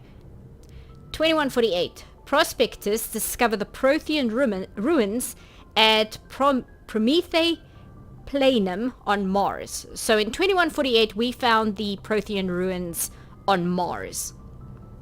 2149. Translation of Prothean data leads humans to the Charon Mass Relay System Alliance, founded to coordinate the exploration and colonization of extrasolar worlds. So Charon, that is Pluto's moon. And in Mass Effect, we discovered, thanks to the Prothean technology on Mars, that Charon is actually a mass relay. I think it was engulfed in ice. That's why we thought it was a moon. So once we got the Prothean technology, we figured out it's actually a mass relay. And the first thing we did is we discovered that it's a way to travel to other star systems. And then the Alliance was formed to kind of put together a structure to start colonies on other planets, because the Earth was not in a great state at that point. 2151. A shipping accident at Singapore International Spaceport exposes downwind communities to containers of dust form element 0. Alliance begins construction of Arcturus Station. 2152. Roughly 30% of the children born in Singapore after Element Zero exposure suffer from cancerous growths. System Alliance begins settlement on Earth's first extrasolar colony world, the planet Demeter. 2153. Commander Shepard is born! Yay! I think her birthday is the 11th of April. I can't remember if it's the 11th of April or the 14th of April. 2155. System Alliance occupies completed portion of Arcturus Station as headquarters. 2156. Some children of Singapore exhibit minor telekinetic abilities. 2157. Turians encounter human explorers. First Contact War. Occupation and liberation of the human colony of Shanxi. 2158. Humans learn potential of biotics. An international effort to track Element Zero exposure begins. Roughly 10% of exposed children show some level of biotic ability. 2160. System Alliance Parliament formed. 2165. Human established embassy on Citadel. 2170. Batarian slavers attack the Alliance colony of Mindwar. That's when Shepard was 16. 2176. Skillian Blitz. Pirates and slavers attacked Elysium, the human capital in the Skillian Verge. 2177. Thresher Moors devour the Alliance colony of Akuz. That is the colony where everybody died except Shepard. 2178. In retaliation to the Skillian Blitz, an Alliance fleet wipes out an army of slavers on the moon of Torfan. And 2183, that is the current date. So, wait, minor telekinetic abilities? Yeah. So, Element Zero is an element found in very small amounts throughout the entire galaxy. And if human children are exposed to Element Zero in utero, there is a 10% chance that they will be born with biotic abilities, which is basically the Force, but without the religious side of things. They can do telekinetic things. And Kaidan is actually a biotic user. We'll go talk to him and he'll explain the biotics a little bit more. So, Asari, which are the blue ladies, they naturally are born with biotics. Just all of them. All Asari have biotic powers. I think Rex has biotic powers as well. Garrus does not. Garrus doesn't have biotic powers and I don't have biotic powers. And Ashley doesn't have biotic powers. So it depends. All Asari have it, but when it comes to other species, it depends who it is. And it's entirely based on who gets exposure to Element Zero in the womb. And even then, it's not like a surefire thing, and there is a chance that you will develop cancer before you're even born. So, it's not exactly recommended. Okay, so, the First Contact War. Let me see if there is a codex entry for that specifically. Maybe it'll be under the Turians, because I don't think we've looked at that yet. Here we go. Roughly 1,200 years ago, the Turians were invited to join the Citadel Council to fulfill the role of galactic peacekeepers. The Turians have the largest fleet in Citadel space, and they make up the single largest portion of the Council's military forces. As their territory and influence has spread, the Turians have come to rely on the Solarians for military intelligence and the Asari for diplomacy. Despite a somewhat colonial attitude towards the rest of the galaxy, the ruling hierarchy understands they would lose more than they would gain if the other two races were ever removed. Turians come from an autocratic society that values discipline and possesses a strong sense of personal and collective honor. There is lingering animosity between Turians and humans over the First Contact War of 2157, which is known as the Relay 314 incident to the Turians. Officially, however, the two species are allies, and they enjoy civil, if cool, diplomatic relations. Okay, so it doesn't really explain. I'm just gonna have to explain the First Contact War as best I can. So what happened was, humanity had not had any contact with aliens, but they discovered the mass relay, which is the moon of Pluto. And they turned it on, and they started using it to explore systems outside of our solar system, which is what our system is called, because our sun is called Sol, so it's the solar system. Anyway, so what happened was the Turians came into contact with humanity, and they saw them just like turning on mass relays and using them without knowing where the mass relay was going to shoot them to. And the Turians stepped in, as Turians do, because they're a military nation, to kind of just stop humans from just jumping with these mass relays without knowing where they were going, because of the Rachni Wars, which I'll explain in a little bit. And because the Turians responded with a military occupation, humanity thought they were under an alien attack, because they basically were, but they saw it as an act of war. So humanity retaliated. And the thing is, the Turians did not expect humanity to have as large a navy as it did. So it broke out into all-out war. And humanity was able to stop Turian occupation, but Turians managed to invade and occupy Shanxi, which I believe is a colony. And they occupied Shanxi, which I think Shanxi surrendered to the Turians due to fire. Because the thing is, what you must understand about Turians are motherfuckers who will literally throw asteroids onto your planet as an act of war. Like, they are the kind of guys who will kamikaze their ships into you. They will throw asteroids at your planet. They don't play around when it comes to warfare. So Shanxi surrendered to the Turians and was then liberated, because what happened was, as this war was accelerating, eventually the council noticed, and the council stepped in and said, hey, what the fuck are you two guys doing? What the hell is going on?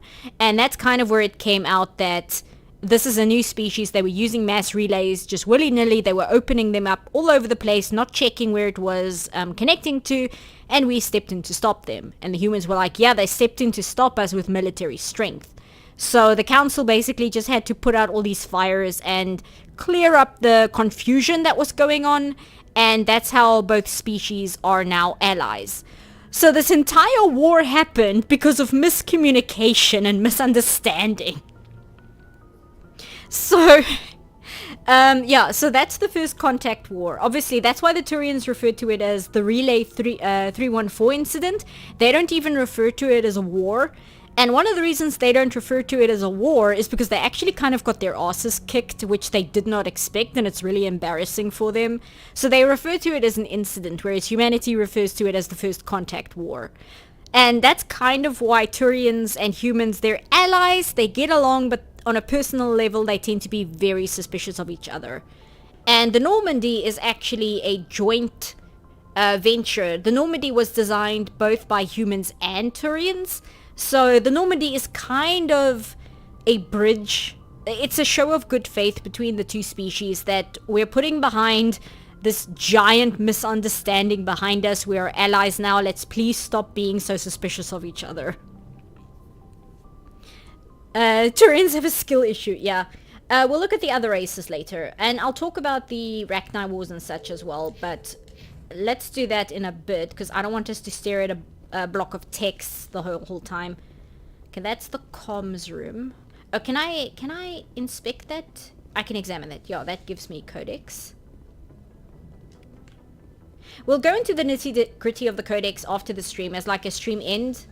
And we can do it like a wrap-up where I just read some of the codex entries which don't have narration.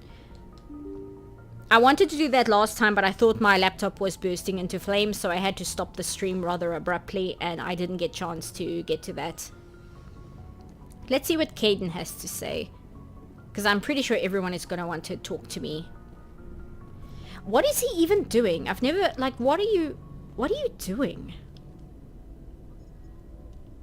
Hi, Caden. Anything you need, Commander? Tactical appraisal. What's your opinion on the last mission? I don't see how we could have done things any better. At least not without getting to Eden Prime sooner.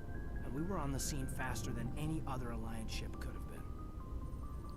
And how are you doing, Caden? Just trying to get a sense of where the crew's at. Thoughts? I've wasted enough of your time for now, Commander. Oh, he doesn't have anything. We'll have time for personal debriefings later. We'll talk another time, Lieutenant. Commander? Okay, he doesn't have anything to say. Okay, let's go to our locker. I think we've got some stuff in here. Yes. Okay, cool. So, we are in the Normandy. I'm not sure what this part of the ship is, like this little seating area here. These are the lockers, these are the sleeping pods. I think this is the mess hall, yeah.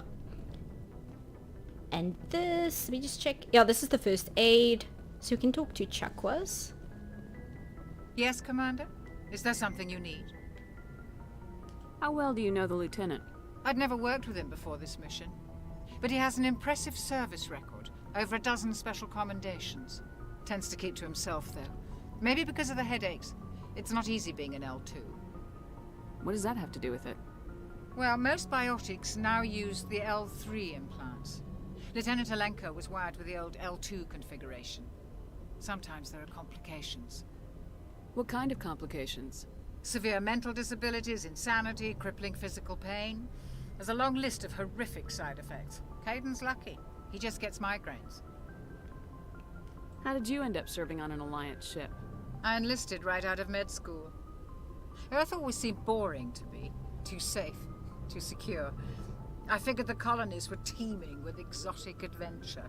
I wanted to travel the stars, tending the wounds of tough soldiers with piercing eyes and sensitive souls. Turns out military life isn't quite as romantic as I'd imagined. But humanity needs the Alliance if we want to keep expanding through the Traverse, and the Alliance always needs good doctors. So I stayed on to do my part. Ever think you made the wrong choice? Sometimes I think about opening a private practice back on Earth. Or maybe taking a position at one of the new med centers out in the colonies. But there's something special about working on soldiers. If I left the Alliance now, I'd feel like I was abandoning them. I should go. Goodbye, Commander. Well, level up. I like Chakwas. Chakwas is a really cool character. She gets more dialogue in the in the upcoming games. So sadly, why do I have 14 points? Sadly, she doesn't have a lot to say this time around, but... Oh, didn't that unlock sniper rifles? No, okay. She doesn't have a lot to say yet. Okay, we need electronics, and we need decryption. Okay, I don't want spec training. Here we go. Tactical armor, and pistols again. Okay, that should do it. She gets more to say in the sequel games, but I like her. I think she's really cool. Okay, let me just think. Who else do I need to talk to? Let's go downstairs because I can kind of equip everyone. That I can kind of talk about what the Rachni Wars are and such as well. Somebody asked how the laptop is doing. The laptop's doing fine. What it was that I was smelling last time was the battery, which I'd never used before. It's brand new, so I think what I was smelling was the plastic casing, which was just heating up, which it had never heated up before. So it ended up being fine. Nothing was wrong with the machine. Hey, Commander. Looking for some extra supplies before you head out? What have you got? Whatever you want. Armor, weapons, mods. It's not standard Alliance issue, but that's not necessarily a bad thing.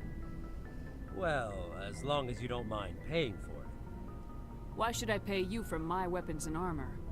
My stuff doesn't come from the Alliance. I have to purchase it myself, and it's not cheap. Hell, the licenses alone have set me back more than I'd like. But no licenses, no goods. Without the goods, I'm out of a job. What are licenses? Why do you need them? Manufacturers sell licenses. Each license allows me to buy and sell a certain brand of products. I already have several basic ones, but you'll need to buy more if you want me to bring in different brands. Many of the best licenses are hard to get, but they're well worth the cost if you can find them. Bye, Efkin. What do the different manufacturers offer? There are too many for me to keep track of, but each license will explain what it's good for. New items? How often will you get new items? Well, that depends on how many licenses you've purchased, but I'll rotate items on a regular basis regardless. And anytime we land someplace with a big enough port, I'll buy, sell, and trade whatever I can. Check back often. I need to move items quickly, so only the most basic items will be stocked consistently. Not right now, thanks. No problem. Keep checking back. This is like the one thing I'm not entirely sure. I understand the justification, but it's very strange to me that you have to buy things on your ship. If they had like, you can only buy equipment if you're at a location, it would have been fine. It's just very strange to me to have a shop on your ship. I understand it's for convenience, but it's just very odd. Okay, before we talk to Rex or anybody, let's just equip everyone, then I can talk about the Rachni Wars and stuff. Okay, Tali.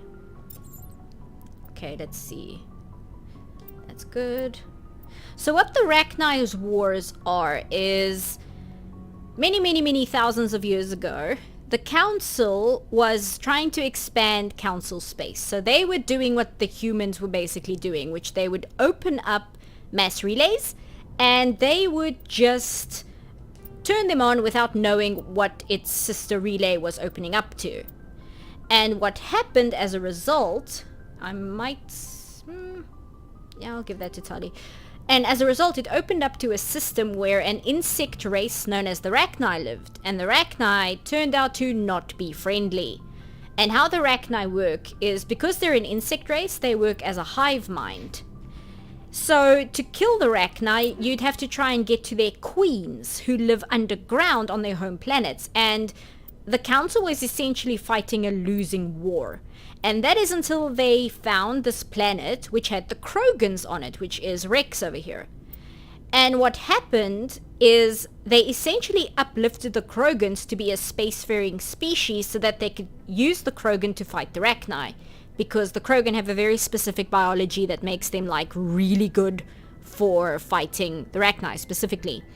And it was only because of the Krogans that the Rachni were beaten, and eventually the Rachni were completely exterminated. Rachni are extinct in the galaxy these days.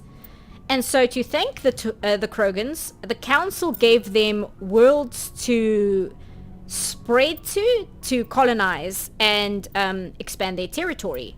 But Krogans, because they come from a hell world, they have an insanely good birth rate once you remove them from the hell world. So they filled up their colony worlds with populations way too quickly, and then they started conquering other worlds around their colonies, even if those worlds were already occupied by other species. And the council told them to cut that out, and the Krogan were like, make us. And the council didn't know what to do, and this started the Krogan rebellions, and that lasted for way too long. And then as a result, the Turians contacted the Salarians to manufacture a bioweapon. And Rex will tell us about that more. And it's because of this bioweapon that Krogan are now a declining race. Their birth rate is now exceptionally low. So most Krogan are just kind of defeated. They're very like, what's the point? So they just work as mercenaries and grunts and things. They don't really have an interest in bettering their species because they feel there's no point to it, because they're slowly becoming extinct anyway. And that is why when we started opening up relays just all over the galaxy without any kind of focus, that's why the Turians stepped in so quickly to be like, hey, stop that. It's because they've already had to deal with a lot of shit because of this. Anyway, let's talk to Rex, and then we'll talk to the other members. Nice ship you've got, Shepard. What can I do for you? What's your story, Rex? There's no story. Go ask the Quarian if you want stories. Oh, come on. You Krogans live for centuries. Don't tell me you haven't had a few interesting adventures. Well, there was this one time the Turians almost wiped out our entire race. That was fun. I heard about that. You know, they almost did the same to us. It's not the same. It seems pretty much the same to me. So your people were infected with a genetic mutation? An infection that makes only a few in 1,000 children survive birth? And I suppose it's destroying your entire species? I suppose it isn't all the same. I don't expect you to understand, but don't compare humanity's fate with the Krogan. I was just making conversation. I wasn't trying to upset you. Your ignorance doesn't upset me, Shepard. As for the Krogan, I gave up on them long ago. The genophage infected us, but it's not what's killing us. Are your people really dying? We're sure not getting any stronger. We're too spread out. None of us are interested in staying in our own system. Lots of species have left their homes and prospered. But they go to colonize new worlds. We're not settlers. We're warriors. We want to fight. So we leave. Hire ourselves out. And most of us never go back. What can you tell me about the Genophage? Ask the Solarians if you want details. They made it. All I know, it makes breeding nearly impossible. Thousands die in stillbirth, and most never get that far. Every Krogan is infected, every one. And no one's rushing to find a cure. Why don't the Krogan try to find a cure? When was the last time you saw a Krogan scientist? You ask a Krogan, would he rather find a cure for the Genophage or fight for credits? He'll choose fighting every time. It's just who we are, Shepard. I can't change that. Nobody can. So long, Rex. Shepard. So that's kind of the situation, and that's why Rix gives Garrus a lot of shit. Hey, Garrus. Thanks for bringing me on board, Commander. I knew working with the Spectre would be better than life at CSEC. Have you worked with the Spectre before? Well, no, but I know what they're like. Spectres make their own rules. You're free to handle things your way. At CSEC, you're buried by rules. The damn bureaucrats are always on your back. For the most part, the rules are there for a reason. Maybe. But sometimes it feels like the rules are only there to stop me from doing my work. If I'm trying to take down a suspect, it shouldn't matter how I do it, as long as I do it. But CSEC wants it done their way. Protocol and procedure come first. That's why I left. Garrus, we're gonna have to have a little talk with you to sort you out. Collateral damage is bad. So you just quit because you didn't like the way they do things? There's more to it than that. It didn't start out bad, but as I rose in ranks, I got saddled with more and more red tape. CSEC's handling of Saren was typical. I just couldn't take it anymore. I hate leaving. I hope you made the right choice. I'd hate for you to regret it later. Well, that's sort of why I teamed up with you. It's a chance for me to get off the Citadel, see how things are done outside CSEC. Either way, I plan to make the most of this. And without CSEC headquarters looking over my shoulder, well, maybe I can get the job done my way for a change. Collateral damage is bad, Garrus. If getting the job done means endangering innocent people, then no. We get the job done right, not fast. Got it? I wasn't trying to. I understand, Commander. That's right. You listen. I forgot how much of, like, a baby Garrus is in the first game. He's such a child. Garrus is 24, and he's sheltered as shit. Oh wait, I can look at the Mako. Let's see. Spec the Mako. There we go. Basically, Garrus's dad was a CSEC cop, and Garrus grew up on Palaven, which is his homeworld, and then immediately went into CSEC, which is the Citadel. So basically, all Garrus has known his whole life is the extremely Turian homeworld, and then the majority Turian CSEC.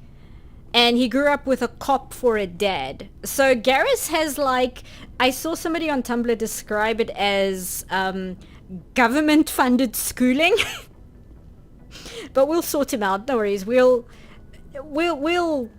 yell at him a few times, and he'll stop thinking it's okay to shoot civilians.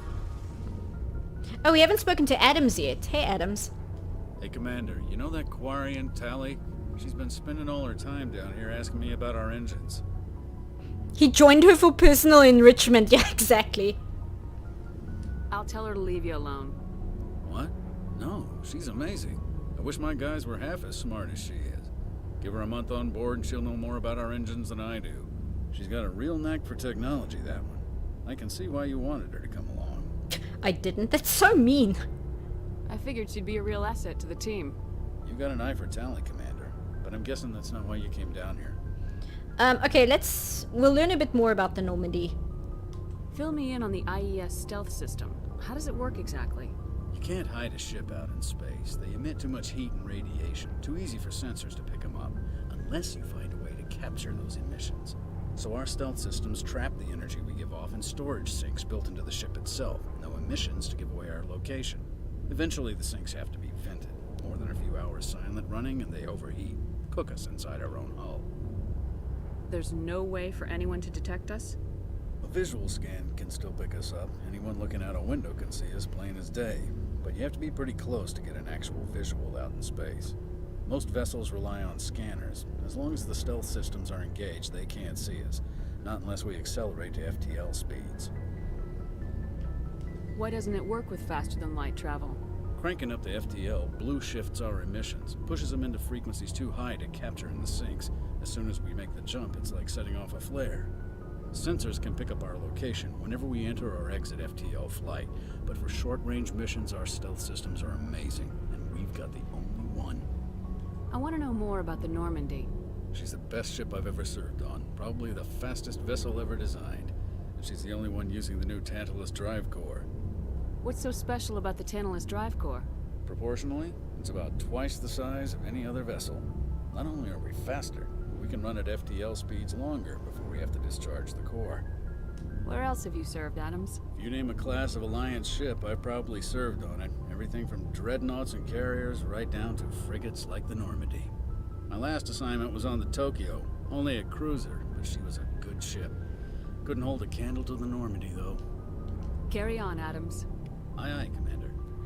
So yeah, the Normandy is basically a space sub. Yeah, this is the Element Zero core, and Element Zero, it's what causes biotics. It's also what allows Mass Effect to happen, and Mass Effect is used to travel faster than light, and Mass Effect is also used to use the relays to jump from system to system, which is instantaneous, which is faster than light travel. Anyway, let's say hi to Tully. Your ship's amazing, Shepard. I've never seen a drive core like this before. I can't believe you were able to fit it into a ship this small. I'm starting to understand why you humans have been so successful. I had no idea Alliance vessels were so advanced. The Normandy's a prototype, cutting-edge technology.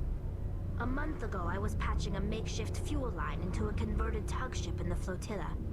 Now, I'm sitting on board one of the most advanced vessels in Citadel space. I have to thank you again for bringing me along. Traveling on a vessel like this is a dream come true for me. I had no idea you found ship technology so interesting. It comes with being a Quarian. The migrant fleet is the key to the survival of my people. Ships are our most valuable resource. But we don't have anything like this. We make do with cast-offs and second-hand equipment. We just try to keep them running for as long as we can.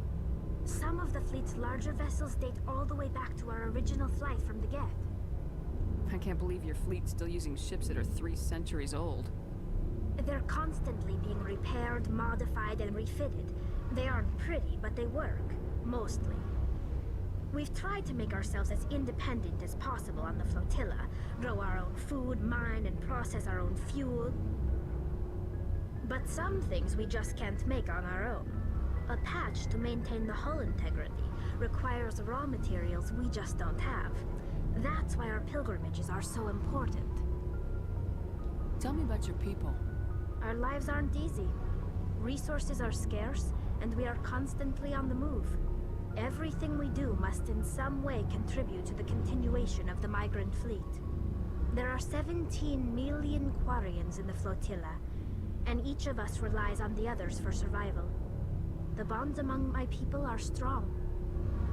Unfortunately, we have had to surrender many of the freedoms and civil liberties other species take for granted. What kind of freedoms? Well, it's illegal for parents to have more than one child. If our population grows too much, it would strain our resources to their breaking point.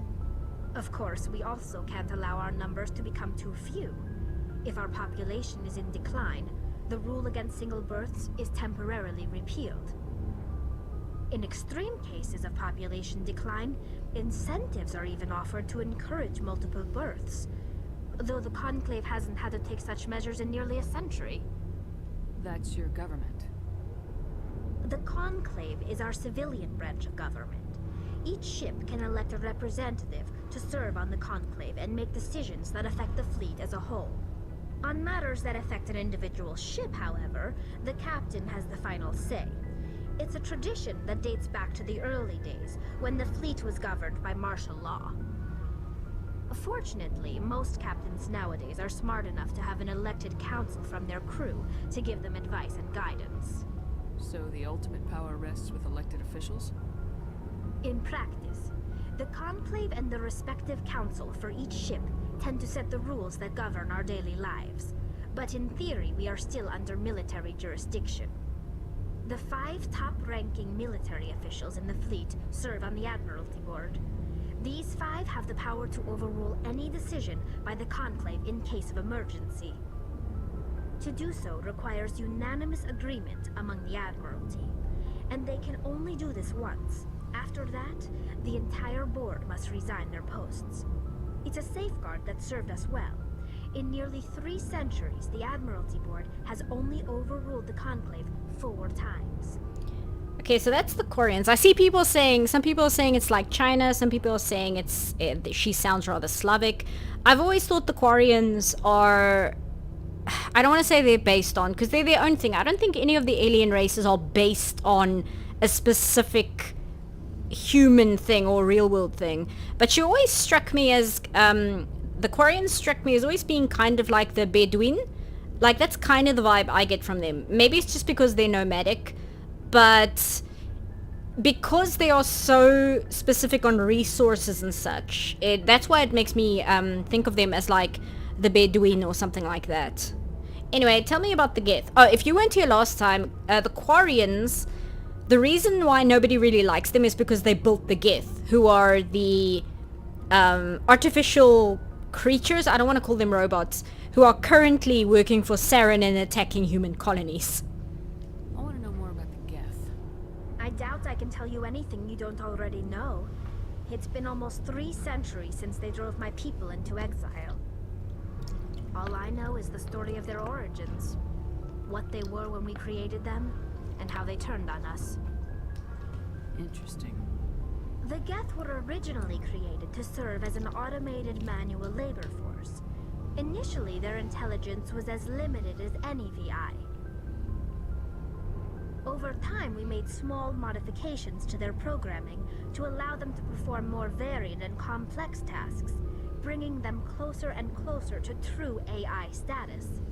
So you fucked around and found out. How come the council didn't step in and stop you? This wasn't true AI research. We may have been skirting the bounds of the law, but we never did anything that was actually illegal. The changes were so insignificant, so gradual, that we were able to control them. Or so we thought. But one thing we underestimated was the power of the neural network. 1 million Geth thinking simultaneously created an inherently unstable matrix. So the Geth share brain power? Many of the Geth's logic systems were designed to work in concert with other nearby Geth. Basically, the more of them you have in a group, the smarter they are. So there's some sort of group consciousness? No, nothing like that. They cannot share sensory data or information. Their programming cannot handle that much simultaneous input. Each Geth maintains an individual awareness and identity. The neural network only operates on a process-based level. It's basically the synthetic equivalent of a subconscious. But when they're in close proximity, they can coordinate low-level functional processes, freeing up more capacity for original or independent thought. I don't get it. I think I do. It's like, in animation, if you work in 3D animation or game design, there's something called setting up a render farm, where you basically have your computer, but you daisy chain other computers to your computer so that you could use their processing power to render faster. That's kind of, it's kind of like that. So I kind of think I know what she means, but I don't think Shepard understands. probably oversimplifying. The Geth are incredibly advanced and complex creations. All you need to know is that they get smarter when they gather in large numbers. As we built more and more Geth, their effective intelligence became more sophisticated, more abstract. One day, a Geth began to ask its Quarian overseer questions about the nature of its existence. Am I alive? Why am I here?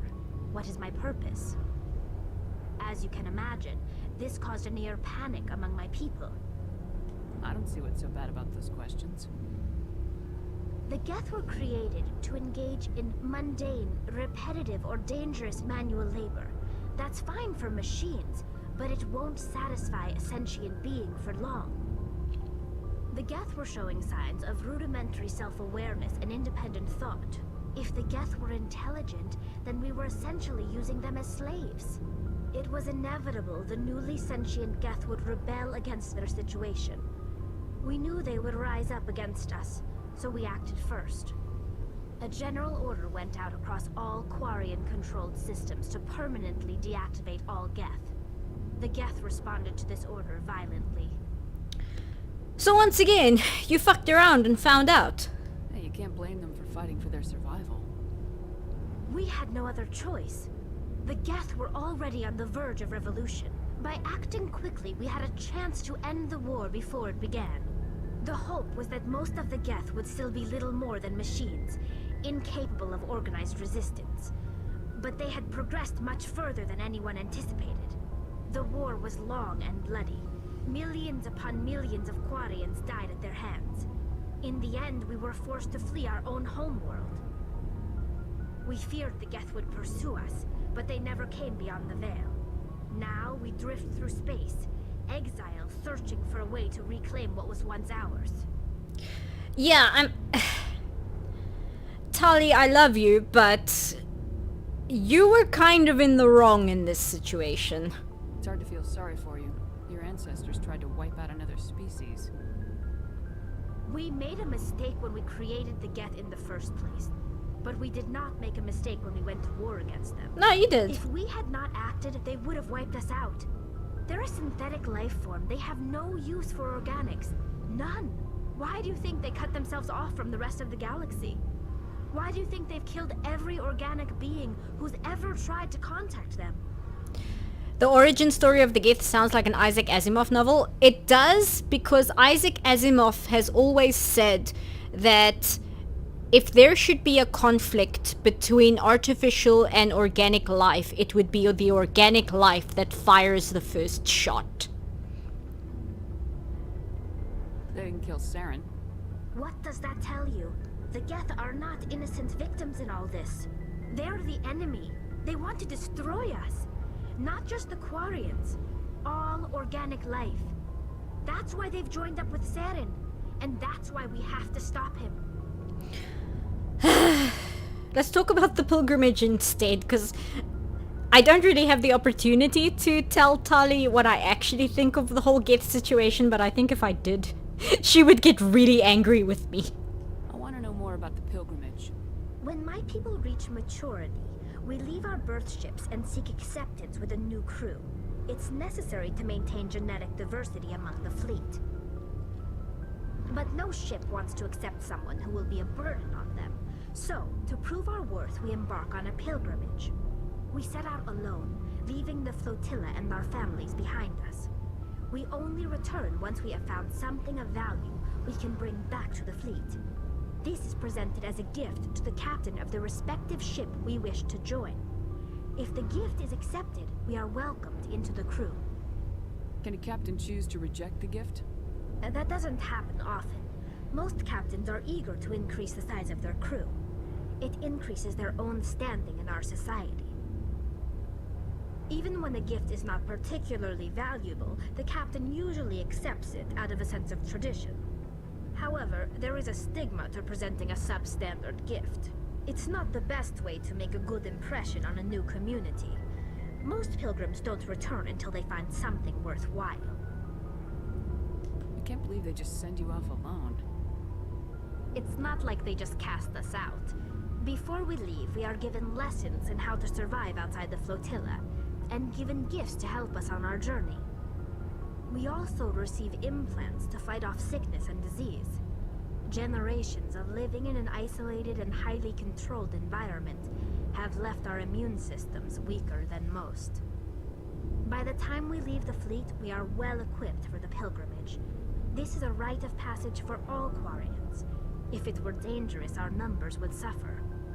Virtually every pilgrimage ends with a triumphant return and the ritual presentation of the gift to one of the fleet's captains. I want to talk about something else. Like what? Okay, I think that's everything. Bye, Tully. I should go. See you later. Yeah, I have opinions about the Quarians and the gift. I think the Quarians are 1000% wrong in this situation. Not that it matters right now, because this happened 300 years ago, and none of the Quarians that were alive are still alive. Like, none of the Quarians who made these decisions are still with us. At least I don't think so, because I don't think their lifespans are centuries long. But Tali is the victim of supreme propaganda amongst her species, in my opinion. Okay, now we can talk to Joker, and then I think we've spoken to... Oh, we haven't spoken to Ashley. Let's talk to Joker first, then we'll go talk to Ashley, and then we'll get off the Citadel. Because Joker is an amazing character. He doesn't have a lot to say in the first game, but we get to know who he is at least. Commander, something you need? How's the Normandy performing? Is she everything they said she'd be? She's the best ship in the fleet, if you've got a pilot who knows how to handle her. Balance isn't what you'd expect. Takes a while to get used to that oversized drive core we got stuffed in the back, and her power can sneak up on you if you're not careful. The Normandy's probably too much ship for your average Alliance pilot, Commander. Lucky for you, I'm anything but average. I like to know my crew. Mind if I ask you a few questions?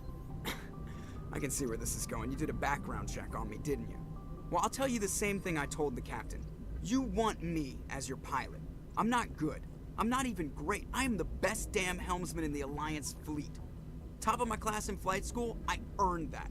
All those commendations in my file, I earned every single one. Those weren't given to me as charity for my disease. I'm sorry, Joker. I didn't even know you were sick. You mean you didn't know? Oh, crap. Okay, I've got Vrolik syndrome, brittle bone disease. The bones in my legs never develop properly. They're basically hollow, too much force and they'll shatter. Even with crutches and my leg braces, it's hard to get around. One wrong step and crack! It's very dramatic. But I've learned to manage my condition, Commander. Put the Normandy in my hands and I'll make her dance for you. Just don't ask me to get up and dance unless, you like the sound of snapping shin bones. I need to know more about this Vrolik syndrome if I'm putting my ship in your hands. Yeah, of course you do. It's an extremely rare condition. Nobody knows exactly what causes it. Genetic, maybe. It's treatable, but there's no cure. They classify my case as moderate to severe. I was born with over a dozen fractures. Hip, thighs, ankles. My bones were already breaking in the womb. 100 years ago, I wouldn't have survived past my first year. Lucky for me, modern medical science has turned me into a productive member of society. You're not gonna break a bone trying to fly the ship, are you? I don't fly with my feet, Commander, so I'm fine as long as I'm in this chair. I gotta be real careful when I get up to take a piss, though. Well, no need to get I can snappy. do my job as well as anyone on the ship. Better, actually. So don't worry about it. I'm not trying to make you uncomfortable. Let's talk about something else. Whatever you want, Commander. Why does everyone call you Joker? It's a lot shorter than saying Alliance Flight Lieutenant Jeff Moreau. Plus, I love to make little children laugh. You're dodging the question. Look, I didn't pick the name. One of the instructors in flight school used to bug me about never smiling. She started calling me Joker, and it stuck. Why didn't you ever smile? Hey, I worked my ass off in flight school, Commander. The world's not gonna hand you anything if you go around grinning like an idiot. By the end of the year, I was the best pilot in the academy. Even better than the instructors, and everybody knew it. They'd all got their asses kicked by the sickly kid with the creaky little legs. One guess who was smiling at graduation? Okay, and I think that's everything. I have to go. Alright, see ya. Yeah, so Joker is disabled. And although I am sorry for Joker, I think Like, I'm trying to think, there must be, but I can't think of any, like, major video game characters who are, like, physically disabled in, like, a severe capacity. Because Joker can walk, but you never see him use crutches in the game, probably because the animation would be... You'd have to do, like, special animation just for the crutches. But Joker isn't very good at walking. He's legitimately, like, physically disabled. It's not just lip service. It's quite severe. And I can't think of any other characters who are, like, major named important characters in video games with a disability like that.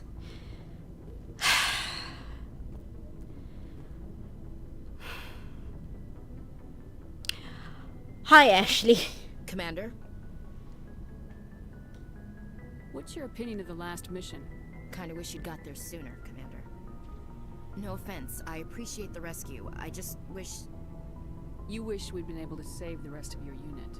Yes, ma'am. If I had been more alert, we wouldn't have been cut down by an ambush. The Geth are perfect ambushers. They don't move, they don't make noise, they don't even breathe. They have flashlight heads, ma'am. I'll make sure it doesn't happen again. I mean, she's not wrong. Do you have a few minutes to talk? One-on-one? I'm sorry, Commander. I need to get my duty squared away. I wouldn't mind talking more later, though. Okay, good. She doesn't actually have anything to say. Dismissed, Chief. Ma'am. Okay, bye, Ashley. Okay, let's get the Normandy off the Citadel.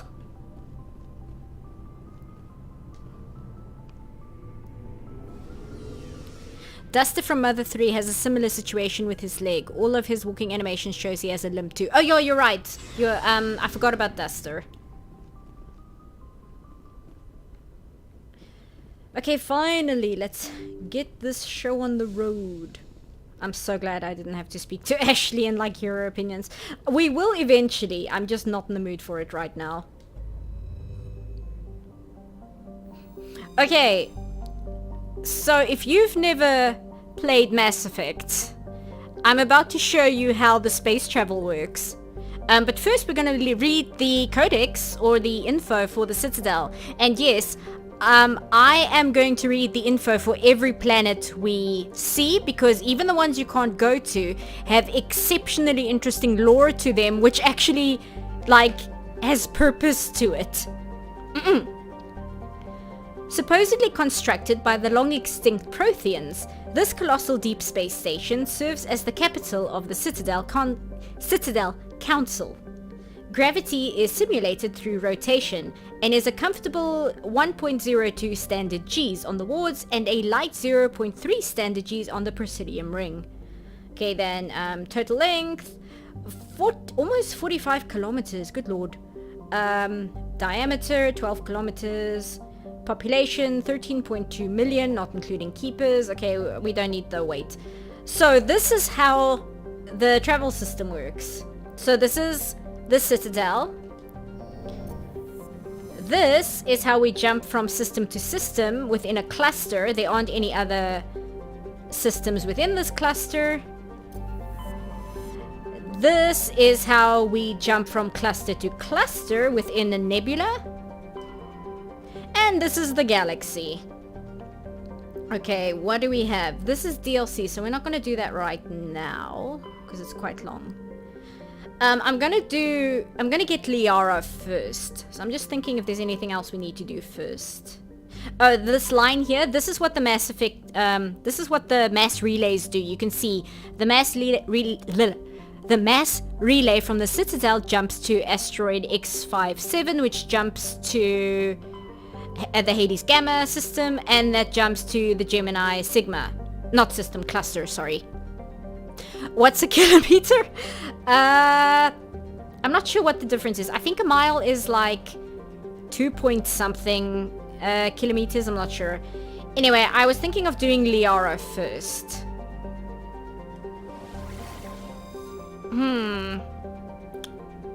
Okay, we'll start here and we'll work our way around. I'll check the journal in a sec, as I think it actually says which cluster she's in.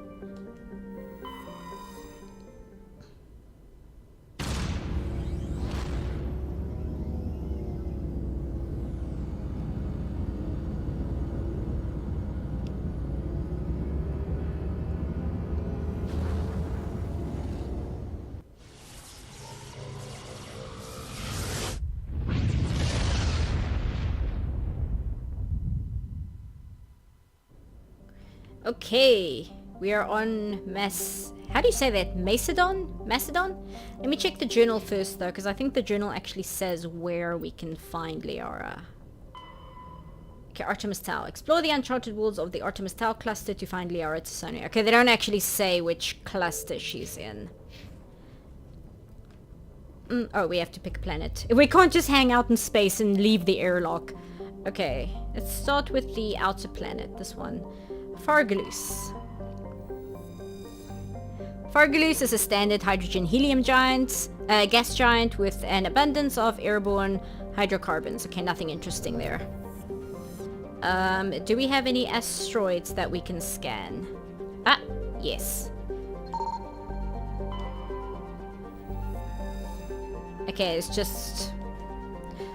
While scanning the asteroid field in the Artemis Tau cluster, you detected the large deposit of titanium. Okay, cool. Nothing really interesting there. Petavig. Petavig is the second of the Macedon system's giant terrestrial planets, and by far the more interesting. Most of the surface is covered by a vast sea of liquid ammonia, in which a unique aquatic ammonia-based biosphere has developed. While the frozen continents are largely bereft of life, a rich bounty of complex organisms, many larger than a human, flourish in the chilly toxic seas. While dreadfully inhospitable to humans, Petavig is suitable for colonization by the Volus. Negotiations between the System Alliance and the Volus' patrons, the Turian hierarchy, have made good progress. Okay, let's see. Next planet. Is it this one? Yes. Poralan. Oh, we can survey it. Cool. Poralan is an enormous terrestrial planet, half again the size of Earth. Despite its thick atmosphere, the weak output of the red dwarf Macedon leaves its surface biting cold. The crust is mainly composed of silica, but significant deposits of iron and other industrial metals are present. These lodes may prove rich enough to be profitably mined despite their heavy gravity. Oh, okay. Discovered Matriarch's writing. You were scanning the planet Poralan when a strange signal came from orbit. Navigator Presley determined the signal was from an ancient beacon. Your salvage team brought the beacon aboard and found one of Matriarch Delenaga's writings in its storage compartments. Okay, cool. We're not gonna try and find all the writings and such, because that would take far too long and it's not very interesting. Okay, this is a warning. We can actually land on this one, but I'm not sure why we would want to do that right this minute. Sharjila has a very dense atmosphere of ammonia and oxygen. Its temperature surface is mainly composed of alumina with deposits of sulfur. Com buoys in the system have recently logged a number of unregistered vessels operating nearby. Sharjila has an extensive silicon-based oxygen-breathing ecology. Heavily populated areas are covered with fine silica, silicon dioxide dust, the respiratory byproduct of the world's higher animal forms. High-speed surface winds, often laden with abrasive silica dust, present a hazard. In areas where the wind deposits a great deal of silica, footing can be treacherous. EVAs are discouraged. Okay, and there's no population. I'm not going to land on it right now. Okay, we don't have any sign of Liara in that one. Athens.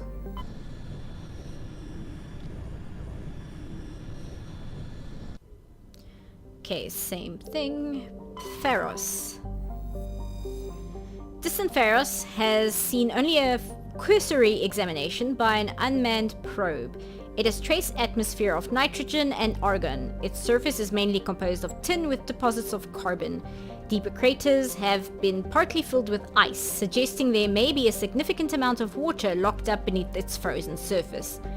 A large ice-bright crater in the southern hemisphere makes the planet visible from the inner system, leading to the planet's name. Okay, we can survey it. Turian insignia recovered. Scans of the planet Pharos revealed an abandoned base on its moon. The recon team found nothing of interest, but much of the debris was marked with the Magna Colony insignia. Okay, next planet. All the way over here. Circa? Surface is a modestly sized hydrogen-helium gas giant with traces of sulfur and chlorine. These give it its tricing yellow-green tint. As the development of the Proteus colony continues, Sursa will likely be developed for helium-3 mining. Okay. Okay, we just got some fuel. Nausicaa! Traces of sodium in the atmosphere give Nausicaa its overall dark grey color, but it is otherwise a typical hydrogen-helium gas giant. An abundance of water vapor in the upper atmosphere account for its white clouds. Okay, nothing interesting there.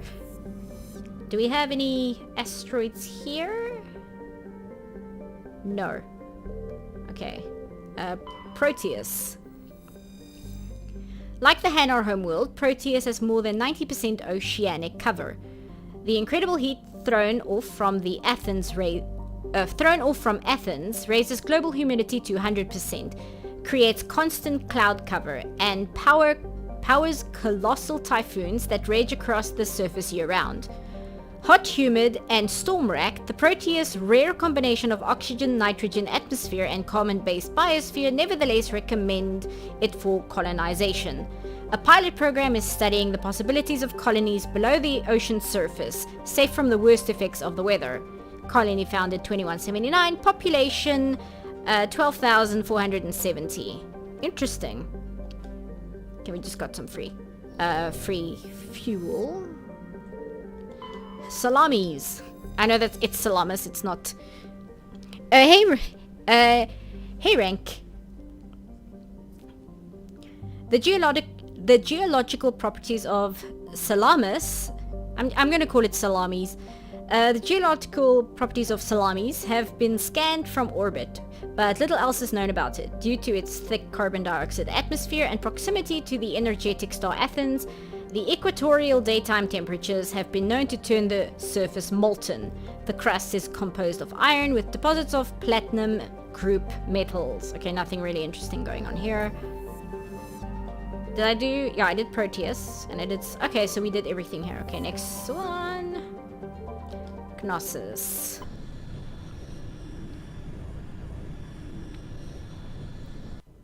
You like salamis more? Yeah.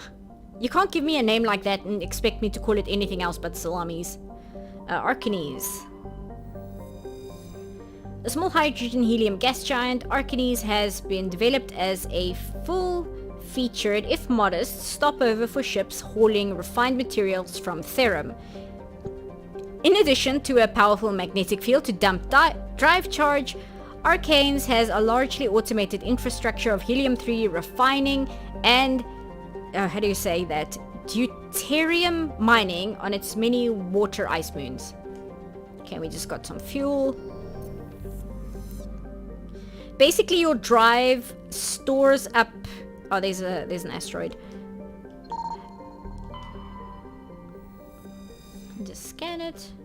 Oh, medallion. Scans of the asteroid field in the Knossos system revealed some strange readings. Upon closer inspection, Navigator Presley discovered the remains of an abandoned Solarian fighter. The only thing of interest on board was a League of One medallion. Okay.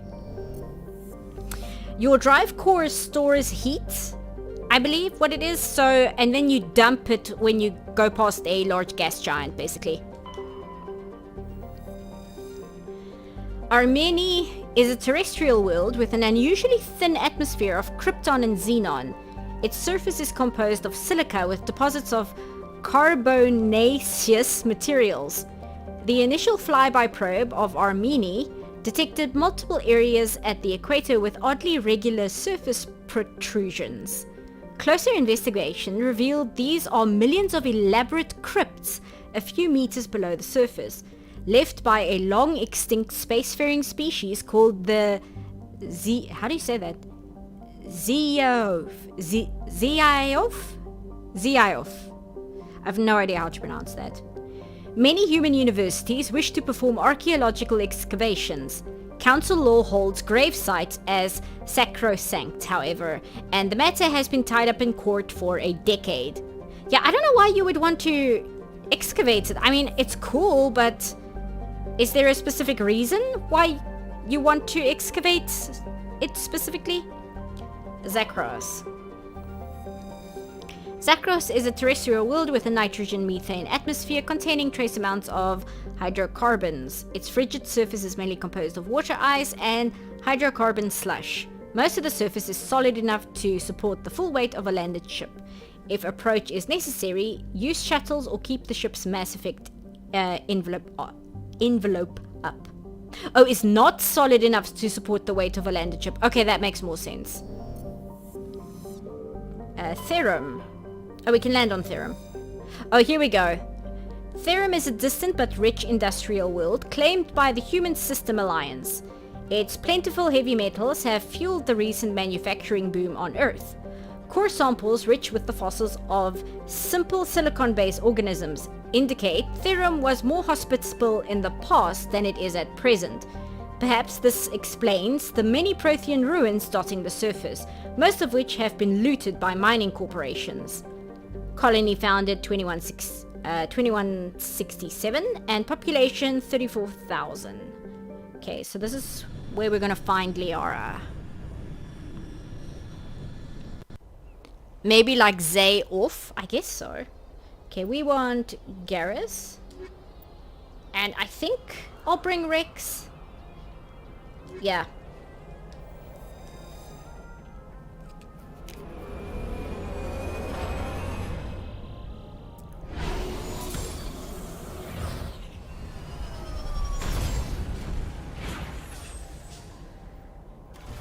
And I would like to welcome everyone new to me. I'm picking up some strange readings. Really strange, like off the damn charts. It looks like it's coming from an underground complex a few clicks away from the drop zone. As I was saying, I would like to welcome everyone new to Mass Effect to the Mako. Welcome to the best and worst thing of these video games.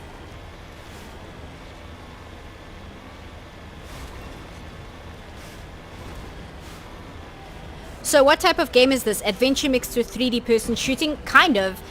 It's an RPG with third person shooting. It's mostly, I would say dialogue driven. I think you spend more time in dialogue than you do shooting at things. Although in the later games, I think they're about equal in terms of shooting and speaking to people. So where do I want to go? Map. Okay, I want to go this way then. Is there anything this way? No. Okay. I thought that was a turn.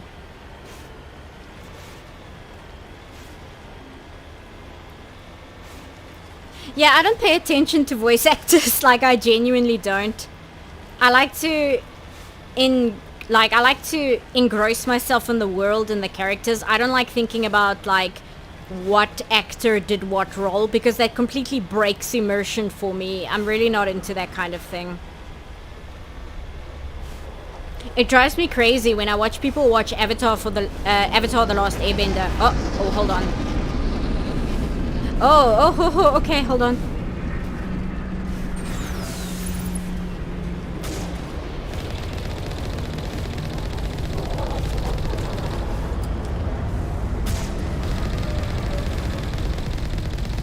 Okay, got you. Ah! Okay, hold on.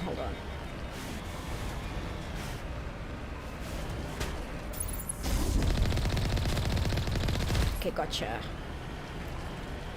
It drives me crazy when I watch somebody watching Avatar: The Last Airbender for the first time, and it's like a very dramatic moment, and all the people watching the show can talk about is like, is that Mark Hamill? Is that Mark Hamill doing the voice of so-and-so? I'm like, are you watching the story or not, dude?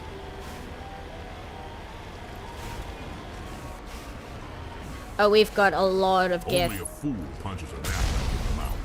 We should sneak around and pull its tail. Agreed. Hold on. Oops. Ah! There we go. Ah, I didn't even see you.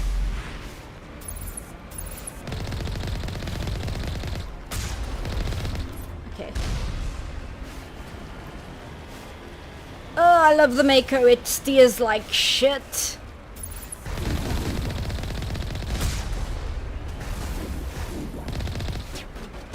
Ah, here we go.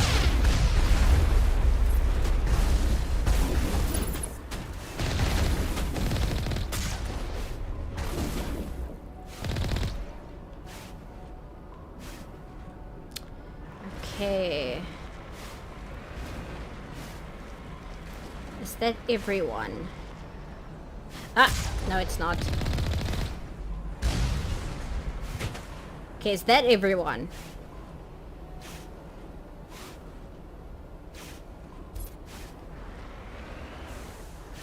Okay.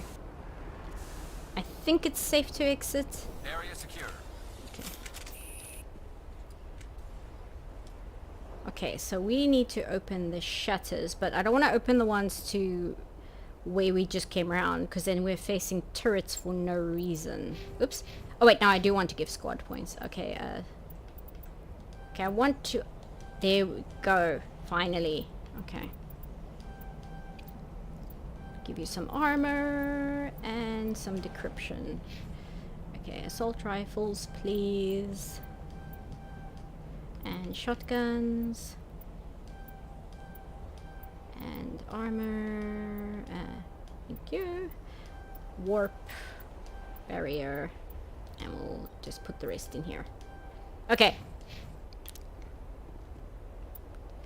Let me just see. So, can I zoom in? There we go. Oh, it doesn't really give me much, does it? Okay, so we don't want to open the shutters on this side. We only want to open the shutters on this side. Otherwise, we're just facing turrets that we don't need to face. Ah, there's a crate over here.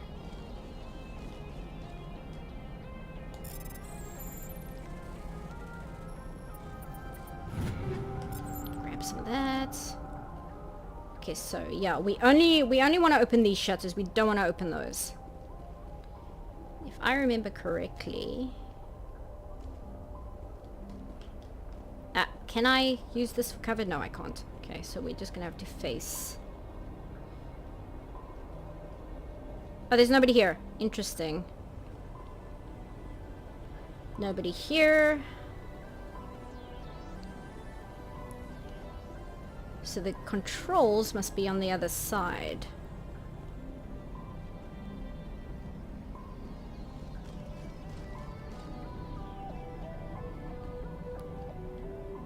Ah, there we go. That's what I want.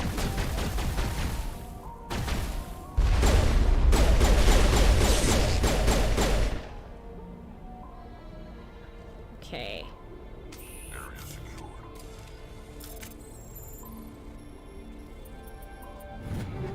Grab that. I'm trying to think. I don't want to open the shutters on the other side, but I do want to go into the buildings there because it might have armor and weapons that I want. Let's open these in the meantime. Okay, cool. So I am actually going to go to the other building because even if I don't use the weapons and armor, I can sell it for credits that we can then use to buy better gear. I just don't want to open these. This game makes you think Xbox. Yeah, they've cleaned it up a lot. They've actually made it playable. It was a real mess originally. Now it's actually fun to play, but it is a very Xbox game. Okay, anyone in here? I don't think so. It doesn't look like it. Ah, but there is this. Take that. Yeah, the first in the trilogy is the weakest in the trilogy, which I mean is fine. If you have to have the weakest in a trilogy, having it be the first game isn't that bad, you know. And it's not even that this game is bad, it's just that I started with the second one, so it's difficult to work backwards. But I appreciate this game. I genuinely like this game a lot. It's just rocket trooper. No. Not now, Shepard. I'm not talking to you right Take now. out those hostiles. Did you get him? Oh, he got him. Okay. Anyway, like I said, I like this game. It's just rough because I know how good the games get after this.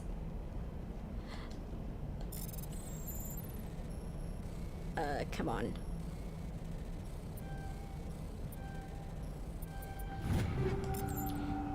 So anything that may look scuffed in this game, I get like really defensive because I'm like, I know, but it gets better, I promise. When it's not even that bad a game.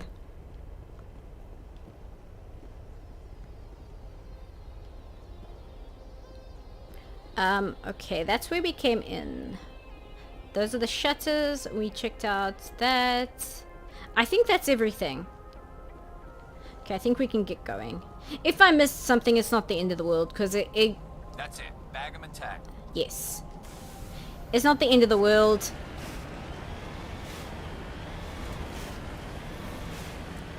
This game is very generous with the loot drop, so it's not like we have to scrounge. Ah!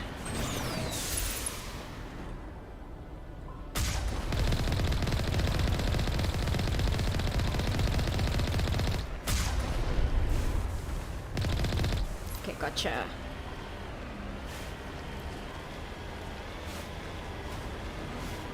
Oh, there's another one.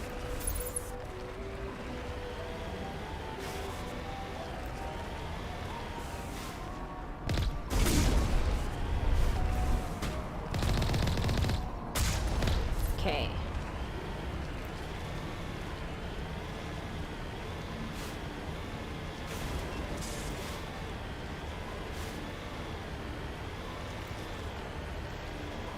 Go this way. Ah!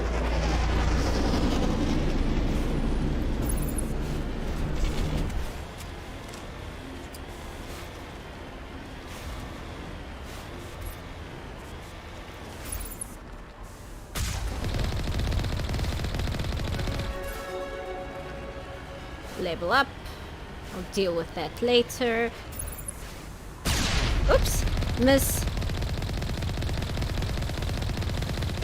Okay, good.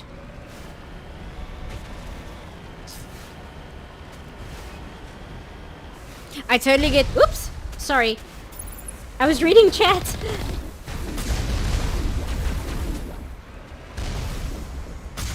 Whee! Okay, the Colossus is a problem.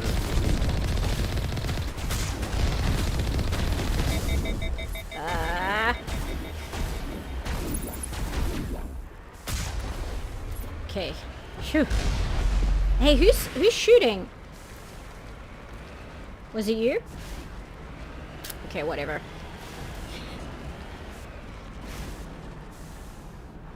The sound of the Mako sounds very light. I guess so. I think because you have to listen to it a lot. There's going to be a lot of Mako driving in the first game.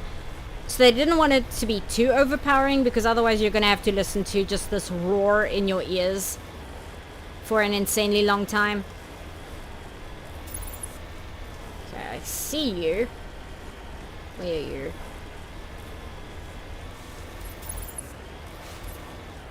Oh, there you are. Ah, miss. That's embarrassing.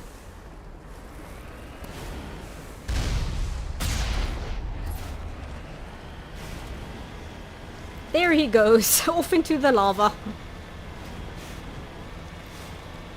Okay, now... I think I'm heading the right direction. Yes, I am. Okay. Is there any loot to pick up? No, it doesn't look like it.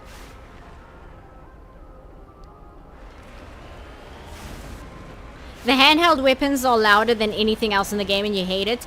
The thing is though, I'm playing with the controller and the handheld weapons make the controller vibrate. So it's actually extremely satisfying. Is this where I came from or is this where I'm going? I think this is where I'm going. Yes, it's where I'm going. Okay, good. Why use the guns on the ground troopers when you can just squish them? Because the Mako doesn't handle very great. I will squish them if I get the opportunity. Oh, I can do it here, I suppose. Whoop. There we go. I just don't want to drive off into the lava.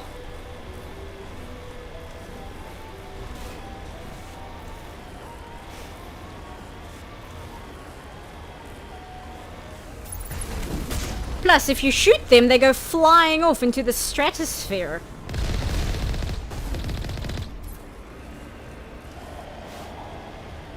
And that's funny. Oh, here we go. Okay.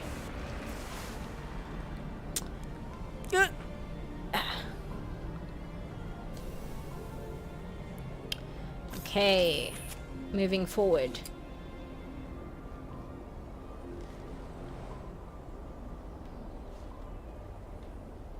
Actually, let me save because I remember the upcoming fights being really difficult early game.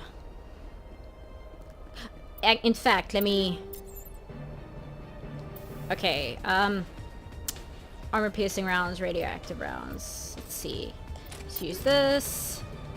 Oh, that's the assault rifle. No, I want pistol. Okay. Plastic rounds, shield by minus damage, cooldown. Ah. Organics, this one, and heatsink, combat sensor. Blue wire. It doesn't give me much better. This is what I'm wearing. Okay. Here we go. First aid interface. Thank you. So I can finally get some health regeneration going. Okay, sniper rifle. Cooldown. Shield bypass. Cooldown. Okay, I don't want anything that can like detract more than it gives me. Max accuracy? Yeah, I'll take that. Okay, pistols I've got. Garrus, you don't use pistols, you use assault rifle. Minus... Cooldown reduction is fine for you. Rate of fire, heat absorption, let's see. Weapon stability, yeah. And you use sniper rifles, so... Let's see. Okay. I don't really have a lot of mods yet. Let me just check his armor. Can I not select what are you wearing? Are you not wearing anything? Remind me to go buy Garrus some armor, because apparently he's not wearing any of it. Okay, let's give some assault rifles at least. Electronics and dampening. You put some dampening. First aid. Is this the one that we said we're not putting anything in? Oh no, it's not. Okay, I think it's assault training that we're not putting anything into. Yeah, we're not putting any points into assault training because it's pointless. Combat armor. Fitness. Yes, please. Okay. Hostile spotted. Ah, there they are. Okay.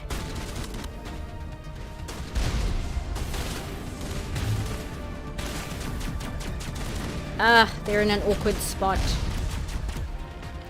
Hold on. Can I do this? Okay. Kind of worked, but not really. Here we go.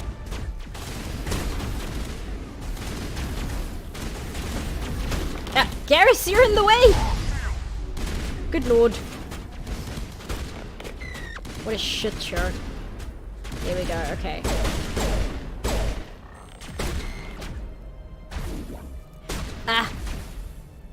That's like the worst spot because I can't get a shot. Can you get out of my way? Thank you. Can't shoot around here. You know what?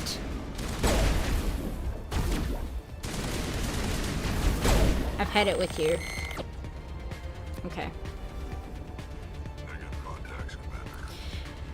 The AI in the first game is not the best. Ah! Sniper! Shields disabled. Yeah. Okay, where? There? Okay, hold on. Actually, Rex, you'll need to switch to the assault rifle. Thank you.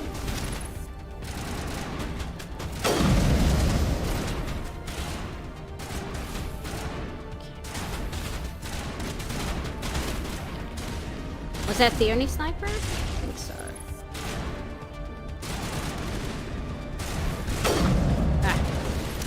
Missed.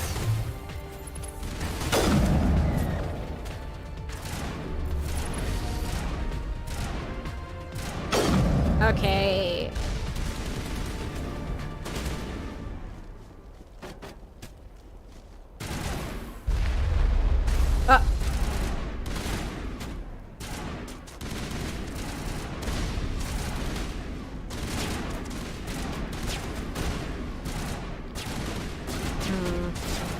Okay.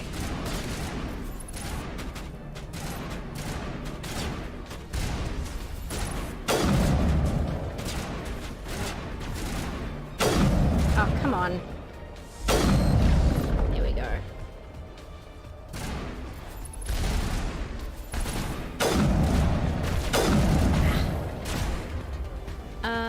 Here we go. Ah! Got him. Okay.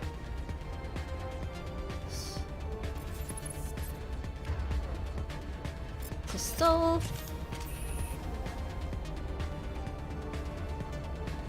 Okay, there he is. I see him.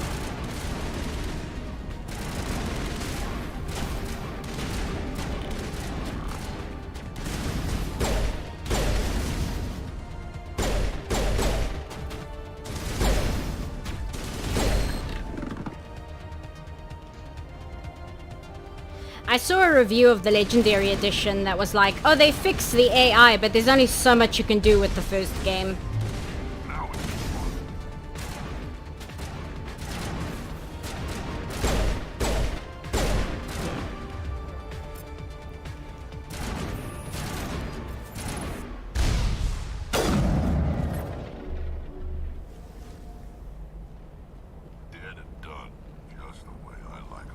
Okay, there's a boss fight coming up ahead. I know that. Anything here? No. Okay. I'm gonna save because I remember this boss fight being a big pain, even on normal. And for the record, I'm playing on normal because my attention is kind of divided between playing and talking. But I think even on normal, this fight is really annoying.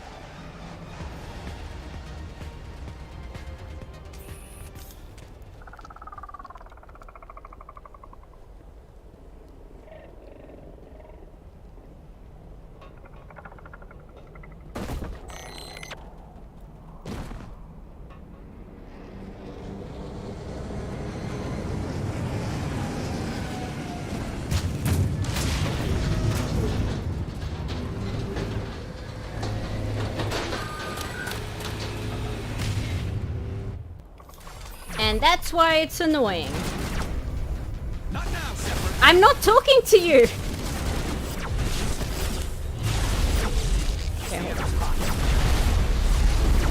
Okay, I see.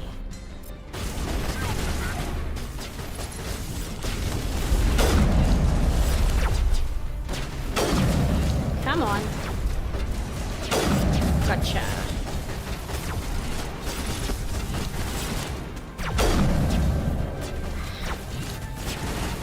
Ah!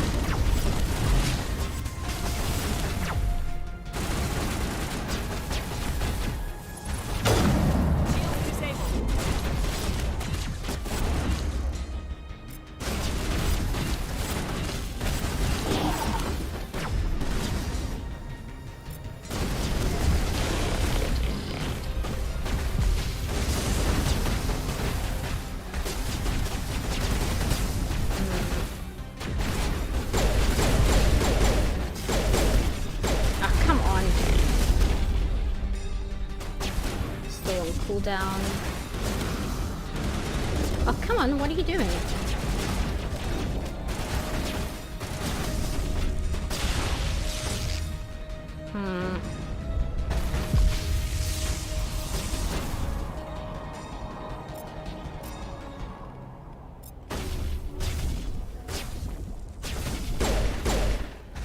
Okay. Switch to this, you switch to that, please.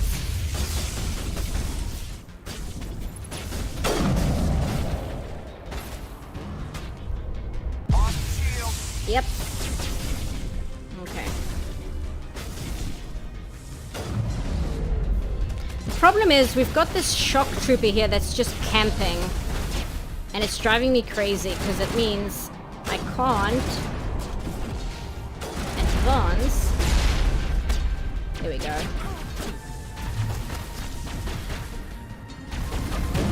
Oh. Who's got me? Who's got me? Is he still alive? Good lord. Okay, hold on. Lost shields. There we go. Jeez. This one. Oh, right. In this game, it's like that. Why did Garrus not revive? I gave him the Medigel. It's very strange. Unless this game, I forgot if this game works this way, if the Medigel actually revives teammate or if it only patches them up. I can't remember.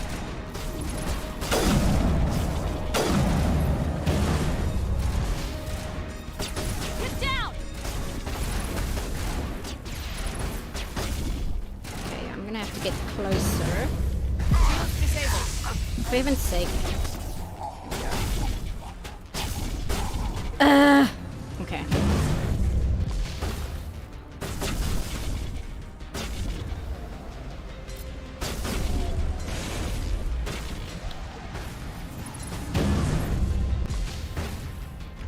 Let's see.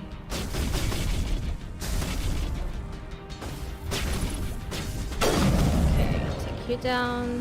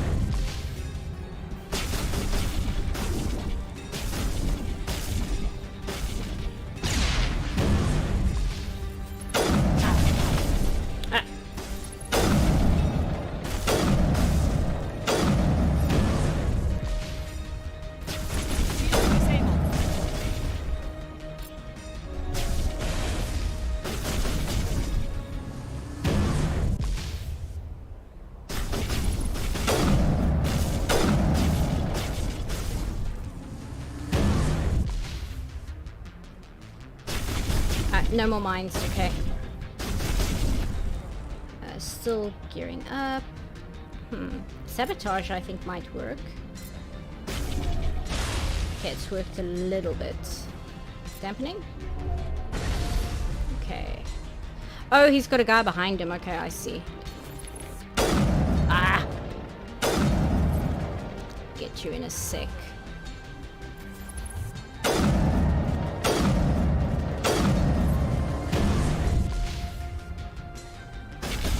He's trying to flank me. Overload still offline. Ah, I see.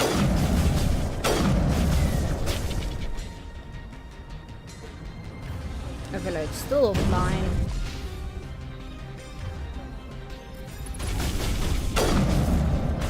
Oh, and his shields are back off. Heaven's sake.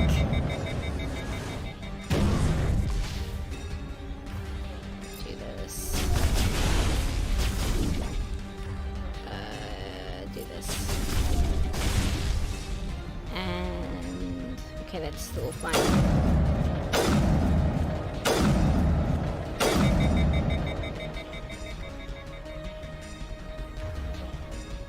Okay, dampening.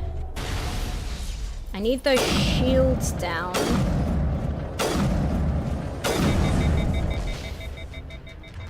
Because if the shields aren't down, I can't damage the armature. And I don't want the shields to go back up. Ah! No, you don't. Okay. Come on, come on, come on. Okay.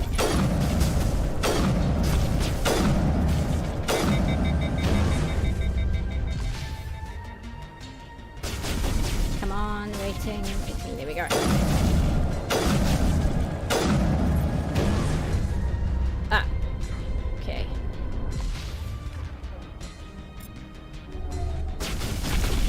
Oh, did that not hit? Oh, come on. Okay, we've got overload though. Okay, aim. Hold on. There we go. This and overload. Oh, damn it. Direct hit. Okay, let me try that again and shoot less like an asshole.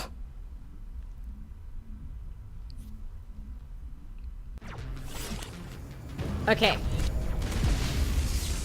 And Garrus is instantly dead. Excellent. Okay, what have we got? Okay, well, shield boost first. And sniper rifle.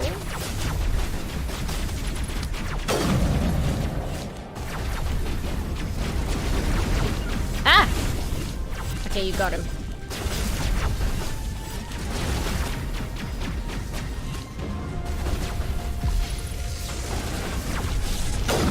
Get rid of you.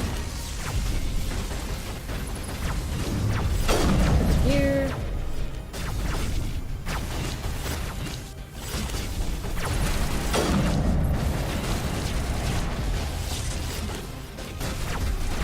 Ah.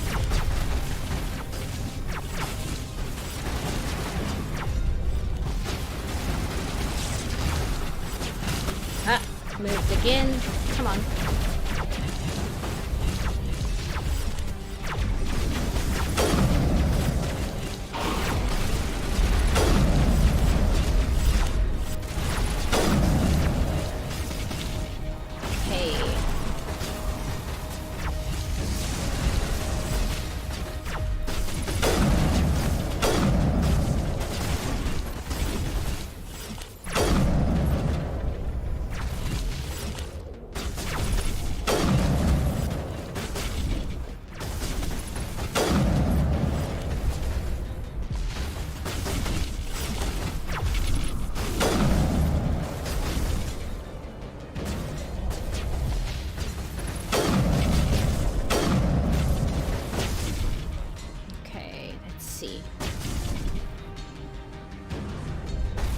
Ah, there's one left.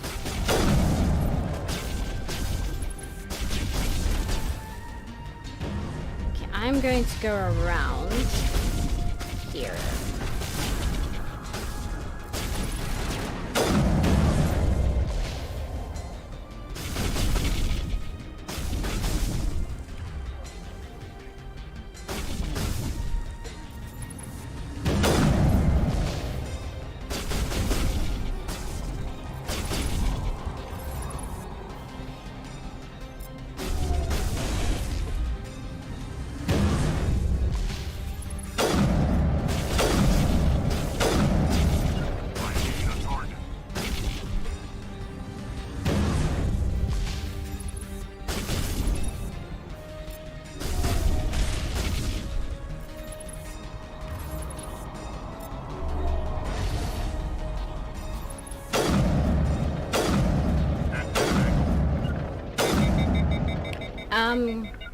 Go there, please. Thank you. Although it would be great if you didn't get directly hit. I suppose we'll do what we can.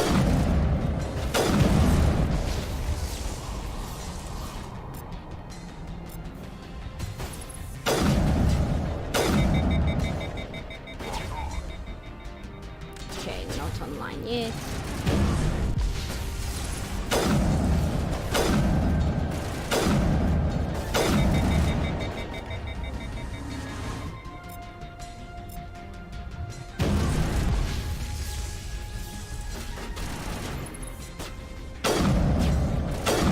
Okay, thank you. Sheesh. And that oh no, there's one more guy. I can see him on the map.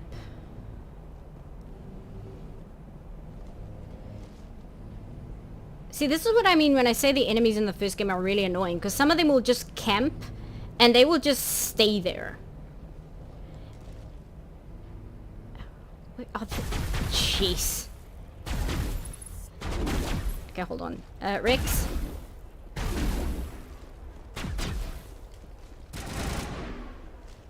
And Garrus won't revive until I take this thing out. So just... because he was a little bitch...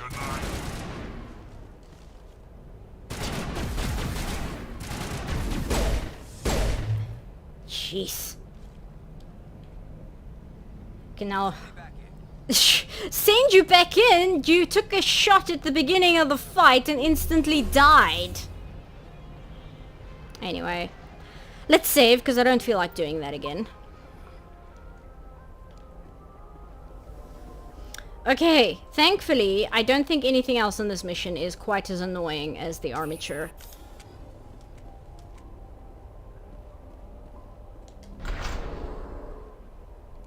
Did the Geth download their marksmanship programming from stormtroopers? Maybe. But let's be thankful for that, because that thing took so many hits to go down, and I'm playing on normal difficulty. I finished this game last time with veteran difficulty, and even then I remember that fight being a pain.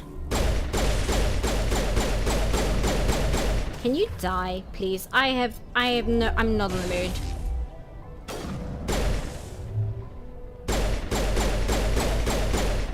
I am genuinely not in the mood. Sheesh. And they don't even drop loot. Who's shooting?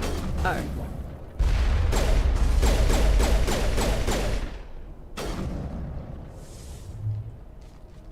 Anyone else? No? Okay. Ah! No. Ah, there you are.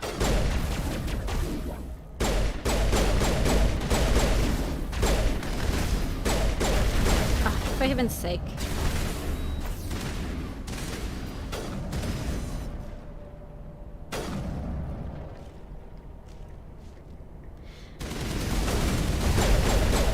I appreciate the thought, Rex, but shooting the rock does not actually help the situation.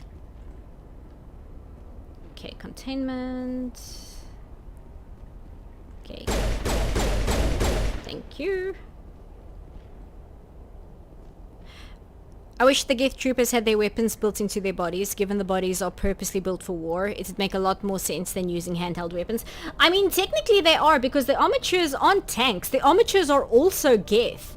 The programs that are installed on the... I've never visited a Prothean ruin before. Aside from the Citadel, I mean. I'm glad you're having fun, Garrus. The armatures aren't any stupider than the Geth that walk around with the guns in their hands. Like, it's the same species. So I guess there are some Geth who have their weapons built into them. Let me check. Why is there a walkway here? Are you going to give me items? No. Okay. Actually, do you have anything to say, Garrus? Just lead the way. No. Okay.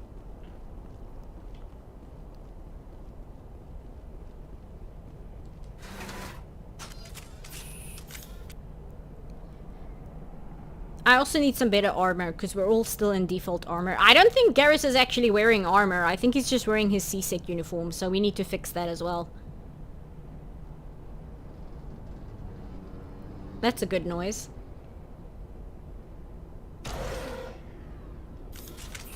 I'm sure that noise was nothing to worry about. Let's see. Ah!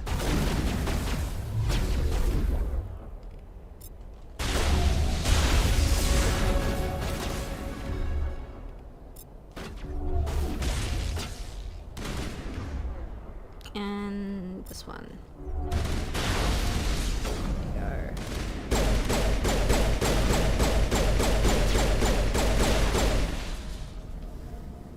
Sterile white. Protheans sure build things homey. I mean, the Protheans went extinct 50,000 years ago. I don't think any homey touches would have survived that long, Rex. Okay, anything here? Doesn't look like it. Okay.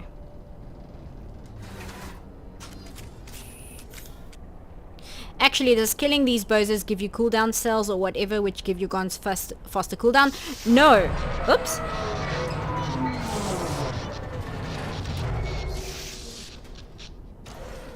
Okay, off the elevator. Thank you. No, it does in the second and third game. In the first game, they're basically just an obstacle that you have to get rid of. Okay, this looks safe.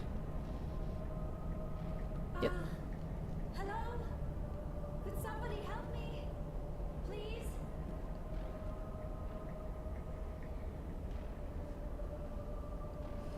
Can you hear me out there? I'm trapped. I need help. Hi. Are you okay? What happened to you? Listen, this thing I'm in is a Prothean security device. I cannot move, so I need you to get me out of it, all right? How? How did you end up in there? I was exploring the ruins when the Geth showed up, so I hid in here. Can you believe that? Geth beyond the veil! I activated the tower's defenses. I knew the barrier curtains would keep them out.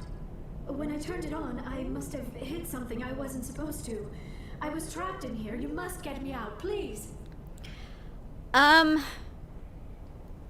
So we're here because Liara is Benezia's daughter. I don't know if I want to straightforward confront her with that when she's like trapped in a stasis field begging for help. That kind of seems mean, but also it would be stupid not to mention it because it just seems like it would be a better idea to find out where she stands with Benezia right off the bat before we decide to like free her and whatever. Like, it makes more logical sense. It makes me feel bad, but it makes sense. Your mother is working with Saren. Whose side are you on? What? I am not on anybody's side. I may be Benezia's daughter, but I'm nothing like her. I have not spoken to her in years. Please, just get me out of here. Okay. We just need to figure some way past this energy field. It's a Prothean barrier curtain. I knew it would keep me safe from the Geth. When I turned it on, I must have hit something I wasn't supposed to. I was trapped in here. You must get me out, please. We'll find some way to help you. There is a control in here that should deactivate this thing. You'll have to find some way past the barrier curtain. That's the tricky part. The defenses cannot be shut off from the outside. I don't know how you'll get in here. Be careful. There is a Krogan with the Geth. They have been trying different ways to get past the barrier. I'm sure we can figure something else. Just hang tight, I guess. Okay, so this way. Ah! Okay, I saw a sniper and I see a rocket.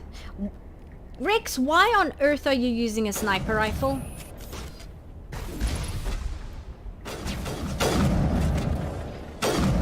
There we go. Sometimes I feel like getting headshots with the sniper rifle in the first game is almost like RNG. In the second game, I always feel like I know when I'm getting a headshot. In this game, it almost feels randomized. Where is he shooting from? Okay, I hear the sniper. If I go down there, is there anything for me to hide behind? Yes, there is. Okay. Let's move here. Oh, there he is. Okay. Can I hide behind? Can I take cover, please? Yeah, no. Whatever.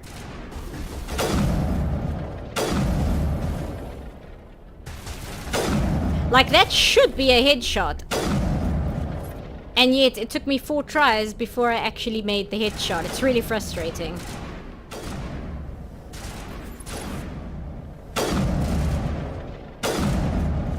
Don't do that, please.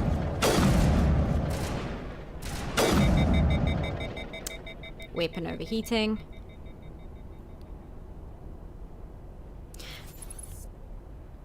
Oh, did you get him? Okay, you got him. You don't know if Shepard is really composed or really wouldn't. She's just really composed. She doesn't get rattled easy, but you do hear her, like, get upset and emotional in other circumstances.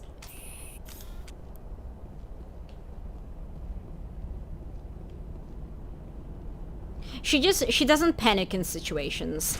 Ah, who? Oh. Okay, sniper. From where, though? Guys, it would help if you could show me which direction you're shooting and so I know where to fire. Where is the sniper? It's...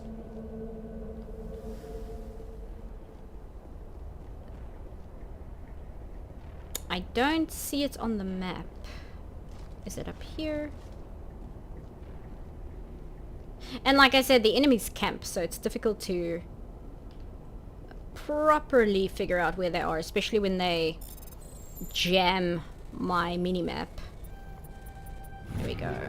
Grab these. Okay, there's a sniper in here somewhere. I don't know where it is. I'll deal with it later, I suppose.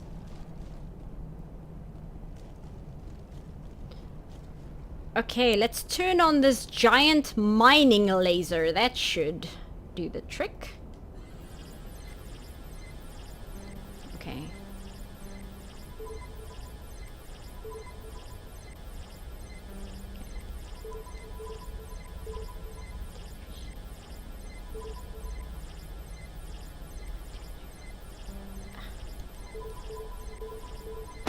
Ah, there we go. There we go, instant door. I think that's everything. I don't think there's any more loot to pick up here.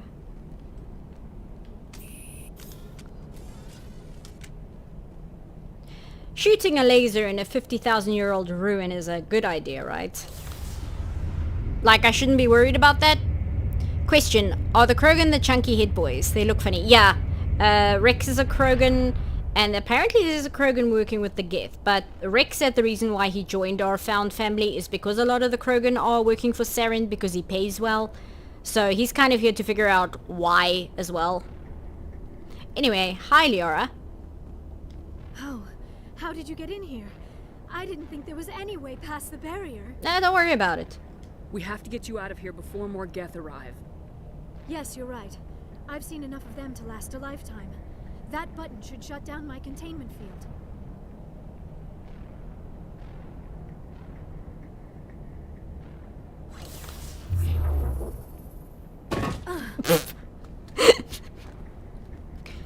Good job.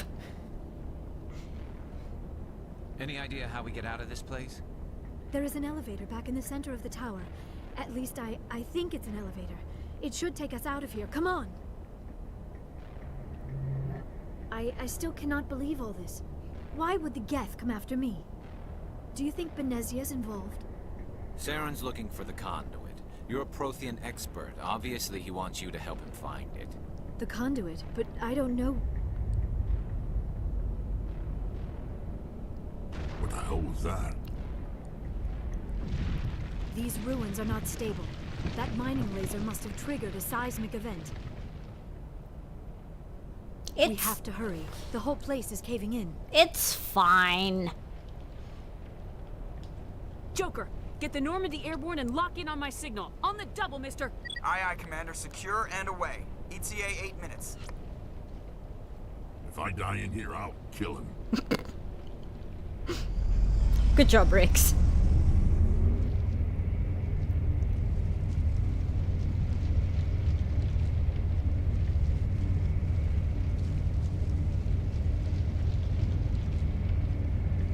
So we... Oh, there we go. Okay. I can't move when the elevator's moving, so it's kind of weird. Ah, there he is.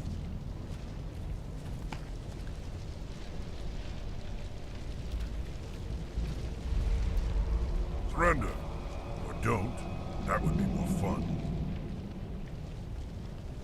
In case you didn't notice, this place is falling apart. Exhilarating, isn't it? Thanks for getting rid of those energy fields for us. Hand the doctor over.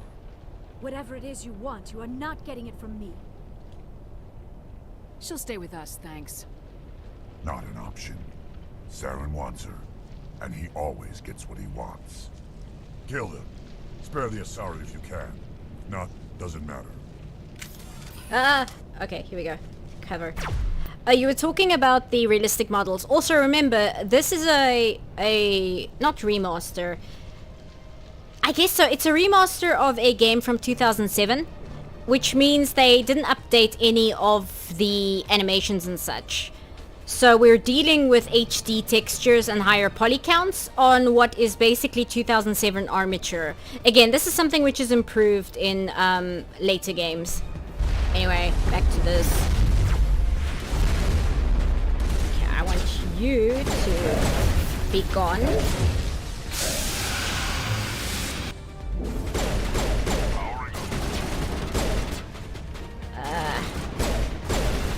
Hold on. Just...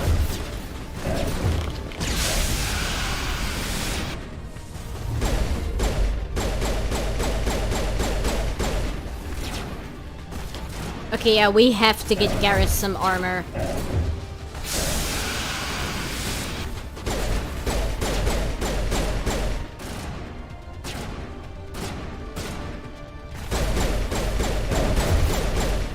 Uh-oh.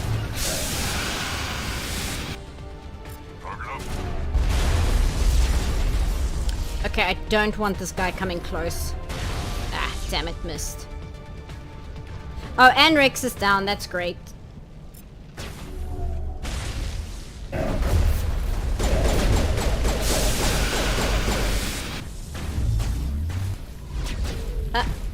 Hold on.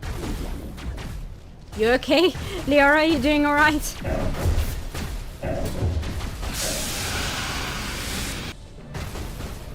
Come on, there we go.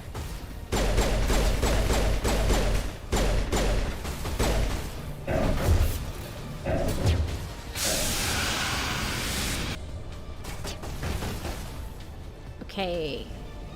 Luckily, he's camping over there, so I can deal with this guy.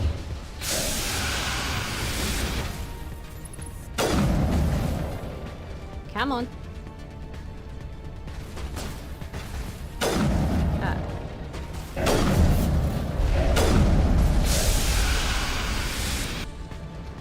How are you still alive? Jeez. Okay. Ah! Don't want that.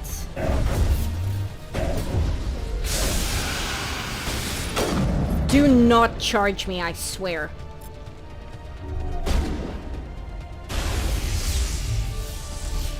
Do not charge me.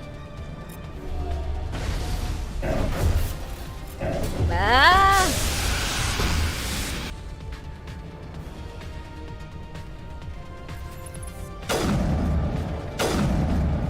Ah, charging. Okay, hold on.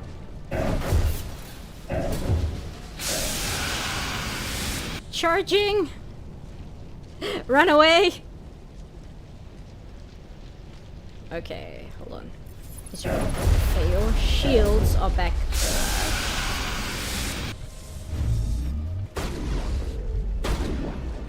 Someone give me a hand! Ah, for heaven's sake.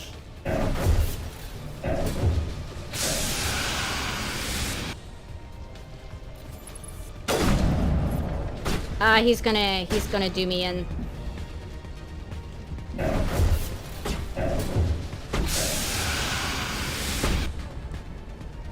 Shield boost.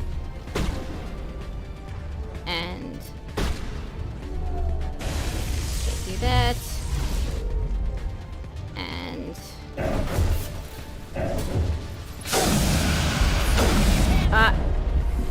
oh, it got me. Damn it. Yeah, we're gonna have to get some armor for Garrus especially. Rex can take a few more shots than Garrus can, but not many. Yeah. Are you down already, Garrus? I swear. I'm going to switch to this. Garrus has got that. Okay. Garrus, I'm actually gonna ask you to go to the Lancer. Okay, let's not... Okay, Garrus is not him.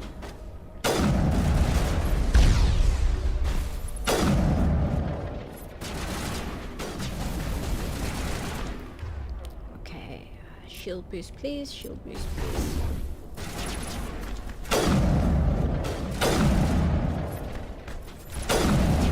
Come on, there we go. Okay.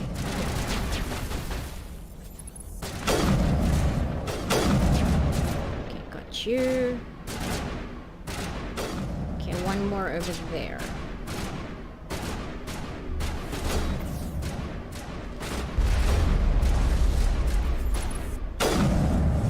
Okay. Now that we're all alive, let's try this again. Okay, shield boost for you. Overload for me. Ah!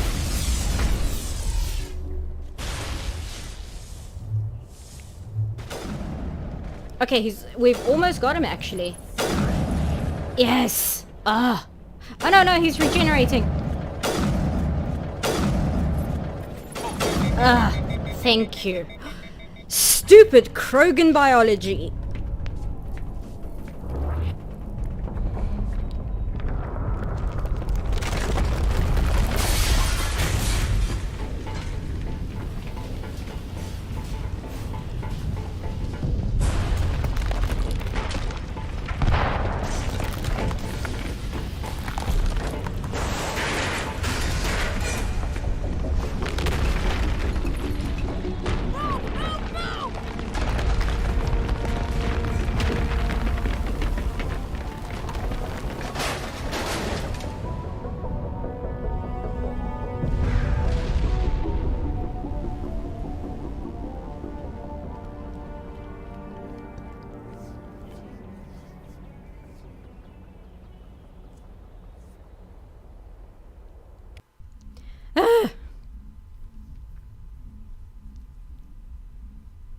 Too close, Commander. 10 more seconds we would have been swimming in molten sulfur.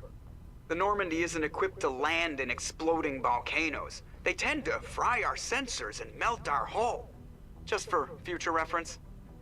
We almost died out there and your pilot is making jokes? Leave Joker alone. He's allowed to make jokes. Joker pulled our asses out of there. I think he's earned the right to a few bad jokes. I see. It must be a human thing. I don't have a lot of experience dealing with your species, Commander. But I am grateful to you. You saved my life back there, and not just from the volcano. Those Geth would have killed me or dragged me off to Saren. What did Saren want with you? Do you know something about the conduit? Only that it was somehow connected to the Prothean extinction. That is my real area of expertise. I have spent the past 50 years trying to figure out what happened to them. Just how old are you exactly? I hate to admit it, but I am only 106. Damn! I hope I look that good when I'm your age. A century may seem like a long time to a short-lived species like yours. But among the Asari, I am barely considered more than a child. That is why my research has not received the attention it deserves. Because of my youth, other Asari scholars tend to dismiss my theories on what happened to the Protheans. Yeah, so... have you ever seen the movie Tetsuo the Iron Man? I've got my own theory on why the Protheans disappeared. With all due respect, Commander, I have heard every theory out there. The problem is finding evidence to support them. The Protheans left remarkably little behind. It is almost as if someone did not want the mystery solved. It is like someone came along after the Protheans were gone and cleansed the galaxy of clues. But here is the incredible part. According to my findings, the Protheans were not the first galactic civilization to mysteriously vanish. This cycle began long before them. How do you know this? I mean, we barely know anything about the Protheans. Where'd you come up with this theory? I thought there wasn't any evidence. I have been working on this for 50 years. I have tracked down every scrap and shred of evidence. Eventually, subtle patterns start to emerge, patterns that hint at the truth. It is difficult to explain to someone else. I cannot point to one specific thing to prove my case. It is more a feeling derived from a half-century of dedicated research. But I know I'm right, and eventually I will be able to prove it. There were other civilizations before the Protheans. This cycle has repeated itself many times over. If the Protheans weren't the first, then who was? I don't know. There is barely any evidence on the Protheans, even less on those who came before them. I cannot prove my theory, but I know I am right. The galaxy is built on a cycle of extinction. Each time a great civilization rises up, it is suddenly and violently cast down. Only ruins survive. The Protheans rose up from a single world until their empire spanned the entire galaxy. Yet even they climbed to the top on the remains of those who came before. Their greatest achievements, the mass relays and the Citadel, are based on the technology of those who came before them. And then, like all the other forgotten civilizations throughout galactic history, the Protheans disappeared. I have dedicated my life to figuring out why. They were wiped out by a race of sentient machines, the Reapers. The Reapers? But I have never heard of. How do you know this? What evidence do you have? Do you think it's frustrating to be Liara? You're seen as a child by your own species. So they don't take you seriously because they think you're like really, really young and inexperienced. And then you have a human like Shepard who is 28 years old. She's literally a quarter of Liara's lifetime. And she's like, oh yeah, I have all this information. So Liara can't win because to her own species, she's a child. She can't be taken seriously. And then these people who are a quarter of her age come along and then they don't take her seriously either. Do you think it's frustrating? Do you think that like upsets her at all? Anyway, we better tell her about that beacon thing. There was a damaged Prothean beacon on Eden Prime. It burned a vision into my brain. I'm still trying to sort out what it all means. Visions. Yes, that makes sense. The beacons were designed to transmit information directly into the mind of the user. Finding one that still works is extremely rare. No wonder the Geth attacked Eden Prime. The chance to acquire a working beacon, even a badly damaged one, is worth almost any risk. But the beacons were only programmed to interact with Prothean physiology. Whatever information you received would have been confused, unclear. That's one way to put it. I am amazed you were able to make sense of it at all. A lesser mind would have been utterly destroyed by the process. You must be remarkably strong-willed, Commander. This isn't helping us find Saren, or the conduit. Shut up, Kaidan. Of course, you're right. I am sorry, my scientific curiosity got the better of me. Unfortunately, I do not have any information that could help you find the conduit, or Saren. So, fun detail in a meta sense about Kaidan interrupting Liara there when she started talking about how awesome she thought I was. If you're playing as male Shep, Ashley is the one that interrupts Liara. So, that little interrupt is 100% Kaidan being a jealous asshole. I don't know why Saren wanted you out of the picture, but I think we'll be a lot better off if we bring you along. Thank you, Commander. Saren might come after me again. I cannot think of anywhere safer than here on your ship. And my knowledge of the Protheans might be useful later on. And her biotics will come in handy when the fighting starts. Good to have you on the team, Liara. Thank you, Commander. I am very grateful. Oh, I am afraid I am feeling a bit lightheaded. When was the last time you ate, or slept? Dr. Chakwa should take a look at you. It is probably just mental exhaustion, coupled with the shock of discovering the Protheans' true fate. I need some time to process all this. Still, it could not hurt to be examined by a medical professional. It will give me the chance to think things over. Are we finished here, Commander? We can talk again after you've seen the doctor. The rest of you, dismissed. Mission reports are filed, Commander. You want me to patch you through to the Council? Yeah, I guess we should. Patch him through, Joker. Setting up the link now, Commander. We've received your report, Commander. I understand Dr. Tassoni is on the Normandy. I assume you're taking the necessary security precautions. Yeah, calm down, Spiritus. It's fine. Liara's on our side. The Geth were trying to kill her. Benezia would never allow Saren to kill her daughter. Maybe she doesn't know. Or maybe we don't know her. We never expected she could become a traitor. At least the mission was a success. Apart from the utter destruction of a major Prothean ruin. Was that really necessary, Shepard?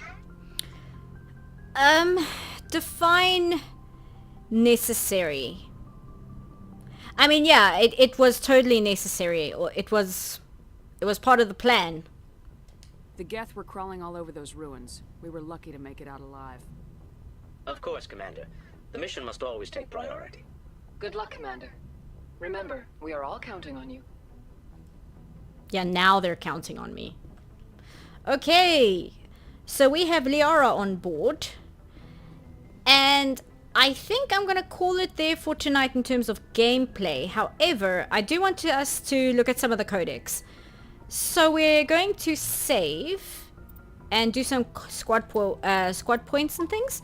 And then I'm just going to look at a bit of the codex because my voice can't take much more. It's not doing great. I think I should just not speak tomorrow, to give it time to heal.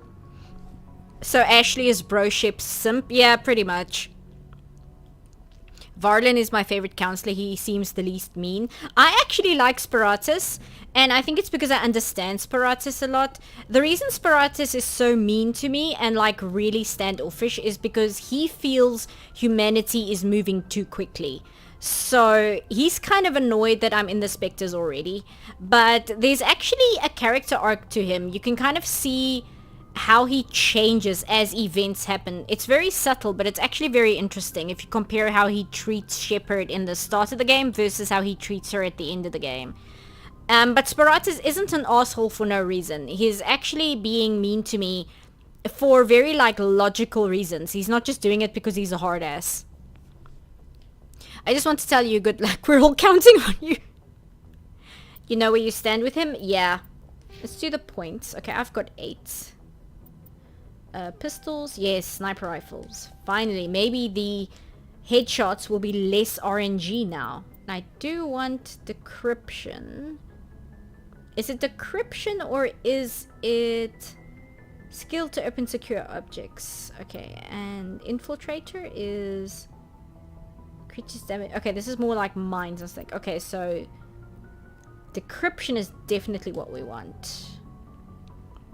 Open that and get first aid. And we definitely need to buy Garrus some armor next time. So I'm just going to save because I just put those squad points in. And then we're just going to look at some stuff in the codex. Not too many because like I said, my voice is kind of killing me. But like we should look at the Asari and the Salarian codex entry at least. The Asari were the first species to discover the Citadel. When the Salarians arrived, it was the Asari who proposed the establishment of the Citadel Council to maintain peace throughout the galaxy. Since then, the Asari have served as the mediators and centrists of the Council. An all-female race, the Asari reproduce through a form of parthenogenesis. They can attune their nervous system to that of another individual of any gender and of any species to reproduce. This capability has led to the unseemly and inaccurate rumors about Asari promiscuity. Asari can live for over 1,000 years, passing through 3 stages of life. In the maiden stage, they wander restlessly, seeking new knowledge and experience. When the matron stage begins, they meld with interesting partners to produce their offspring. This ends when they reach the matriarch stage, where they assume the roles of leaders and counselors. And then we do the Salarians next. We did the Turians earlier, so we'll skip that. The second species to join the Citadel, the Salarians, are warm-blooded amphibians with a hyperactive metabolism. Salarians think fast, talk fast, and move fast. To Salarians, other species seem sluggish and dull-witted. Unfortunately, their metabolic speed leaves them with a relatively short lifespan. Salarians over the age of 40 are a rarity. The Salarians were responsible for advancing the development of the primitive Krogan species to use as soldiers during the Rachni Wars. They were also behind the creation of the genophage bioweapon the Turians used to quell the Krogan rebellions several centuries later. Salarians are known for their observational capability and non-linear thinking. This manifests as an aptitude for research and espionage. They are constantly experimenting and inventing, and it is generally accepted that they always know more than they are letting on. So if they non-linear thinking, that's basically another way. That's another way of saying neurodivergent. So all Salarians have ADHD, basically. Extinct races. I think this gives us on the Protheans. Yes. 50,000 years ago, the Protheans were the only spacefaring species in the galaxy. They vanished in a swift galactic extinction. Only the legacy of their empire remains. They are believed to have built the mass relays and the Citadel, which have allowed numerous species to explore and expand throughout the galaxy. Prothean ruins are found on worlds across the galaxy. While surprisingly intact for their age, functioning examples of Prothean paleotechnology are rare. Time and generations of looters have picked their dead cities and derelict stations clean. Some believe the Protheans meddled in the evolution of younger races.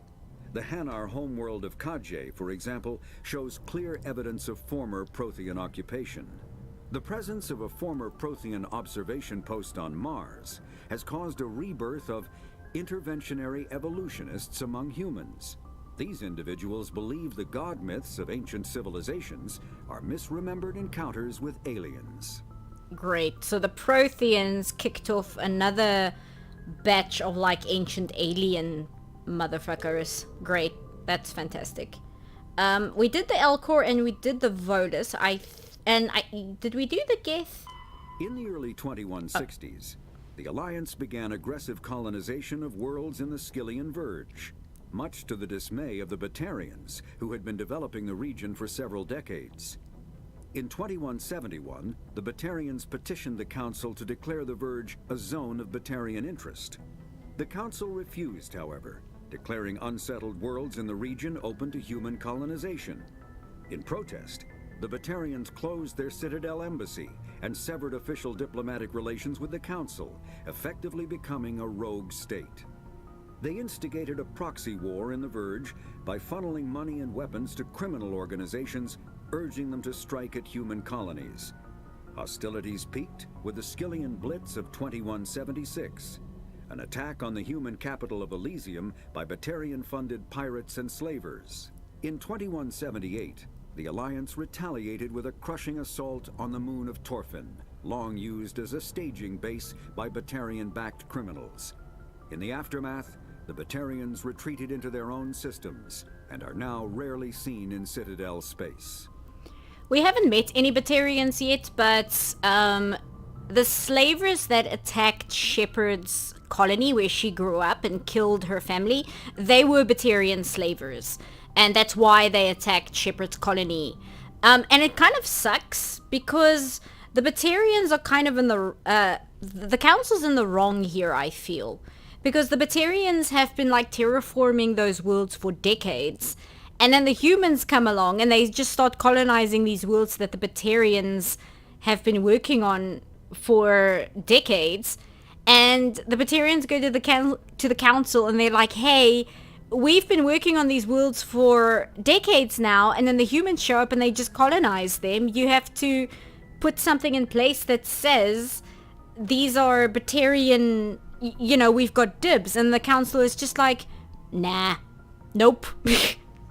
Nope, the humans are allowed to settle. It's very unfair. And this is what I was saying in the first part, where I was saying I generally agree with the Council, but I'm also not naive, and I'm very aware that the Council plays favorites and that they are very, like, not out for themselves, but they're very opportunistic in what benefits them the most. So it sucks. So the Batarians are kind of on the losing end here, and I think in the wrong, but as a result, the Batarians have reduced to, like, mass slavery, specifically of human colonies, to the point that they killed all of Shepard's family and orphaned her. So it's just a really sucky situation overall. I'm not going to do the Hanar or the Keepers because I don't want to sit here all night, but I'll... Sorry, I'm hiccup. But I'll do the Krogans because we spoke to Rex, and the Genophage and his relationship with the Turians are becoming more of a talking point. So we'll do the Krogan one. I'll just have to skip over Hanar and Keepers. The Elcor, and not you. The Krogan evolved in a hostile and vicious environment. Until the invention of gunpowder weapons, eaten by predators was still the #1 cause of Krogan fatalities. Afterwards, it was death by gunshot. When the Solarians discovered them, the Krogan were a brutal, primitive species, struggling to survive a self-inflicted nuclear winter. The Solarians culturally uplifted them, teaching them to use and build modern technology, so they could serve as soldiers in the Rachni War. Liberated from the harsh conditions of their homeworld, the quick-breeding Krogan experienced an unprecedented population explosion. They began to colonize nearby worlds, even though these worlds were already inhabited. The Krogan rebellions lasted nearly a century, only ending when the Turians unleashed the Genophage, a Solarian-developed bioweapon that crushed all Krogan resistance. The Genophage makes only 1 in 1,000 pregnancies viable, and today the Krogan are a slowly dying breed. Understandably, the Krogan harbor a grudge against all other species, especially the Turians. Quarians. Yeah, I'm tired tonight, but we'll talk about the genophage next time, because I'm not entirely sure how I feel about the genophage in a historical context. In the current year of the game, it is definitely in the wrong. Like, the genophage as it exists right now is an injustice and a terrible thing. But as far as it applies to was it the right decision to make at the time when they made it, I can never decide how I feel about that. But like I said, I'm really tired, so we'll go into that, I don't know, maybe next time or a future time. Let's do Quarians as well, just because we also spoke to Tali and she kind of explained her race as well. Driven from their home system by the Geth nearly 3 centuries ago, most Quarians now live aboard the Migrant Fleet, a flotilla of 50,000 vessels ranging in size from passenger shuttles to mobile space stations. Home to 17 million Quarians, the flotilla understandably has scarce resources. Because of this, each Quarian must go on a rite of passage known as the Pilgrimage when they come of age.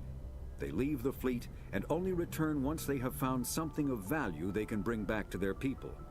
Other species tend to look down on the Quarians for creating the Geth, and for the negative impact their fleet has when it enters a system.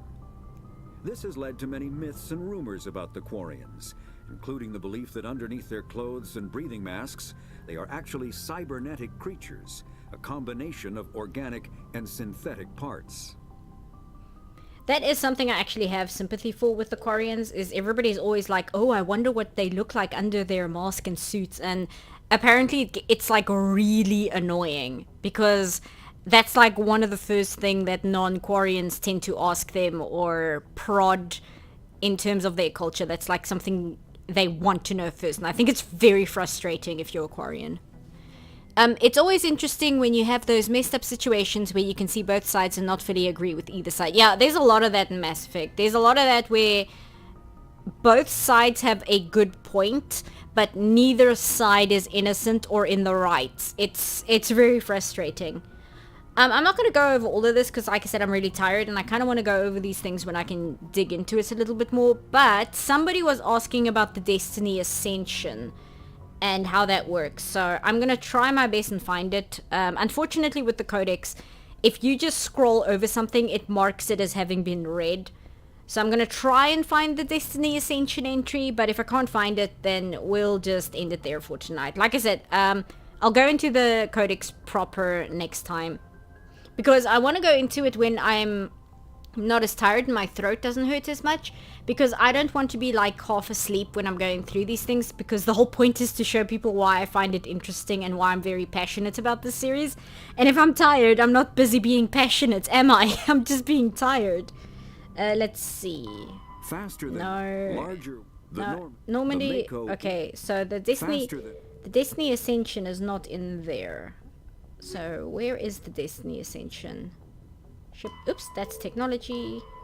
Faster than light, Dreadnought Centers. Okay, I don't see the Destiny Ascension having its own entry, not yet at least. I'll have to look into that so I can talk about it myself, I suppose, because I don't see the Destiny Ascension having its own entry.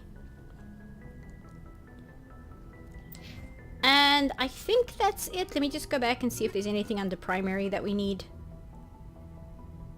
Weapons and equipment.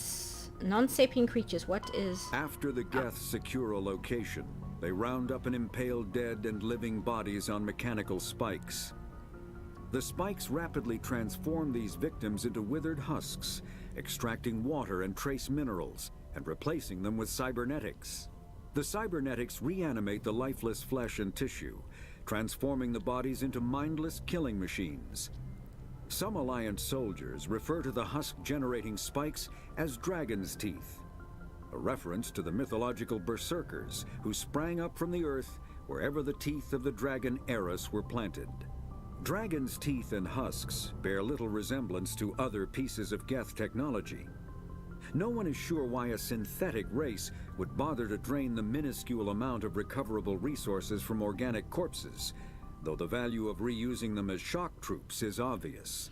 Yeah, that kind of gets answered in later games, and it's really nasty. Anything else that we should look at right now? I don't think so. non-sapient creatures. That was husks. We did most of the non-council races. So I think that's everything. I think planets... Let me just check what's under planets and locations. Pharaohs. Okay, it's just... Pharaoh. Okay, it's just the places that we have to go for the next story mission. Okay, so I think I'm gonna call it there for today. Let me just save. Oops, go back.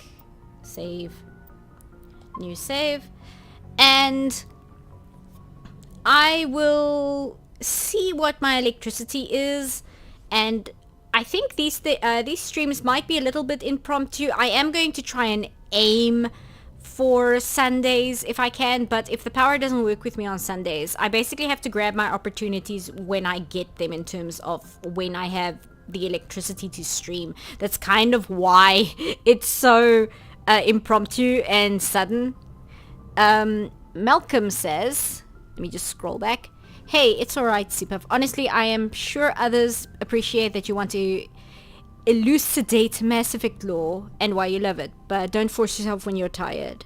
I'm definitely interested to learn more about this series next stream. Okay, that's good. Like I said, because I want to show people why I'm so passionate about it. And like I said, I don't want to sit here and be tired and half asleep when I want to share what's really good about this series.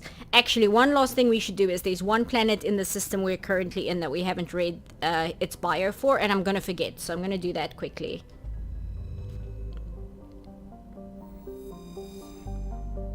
Zoom out. It was this one.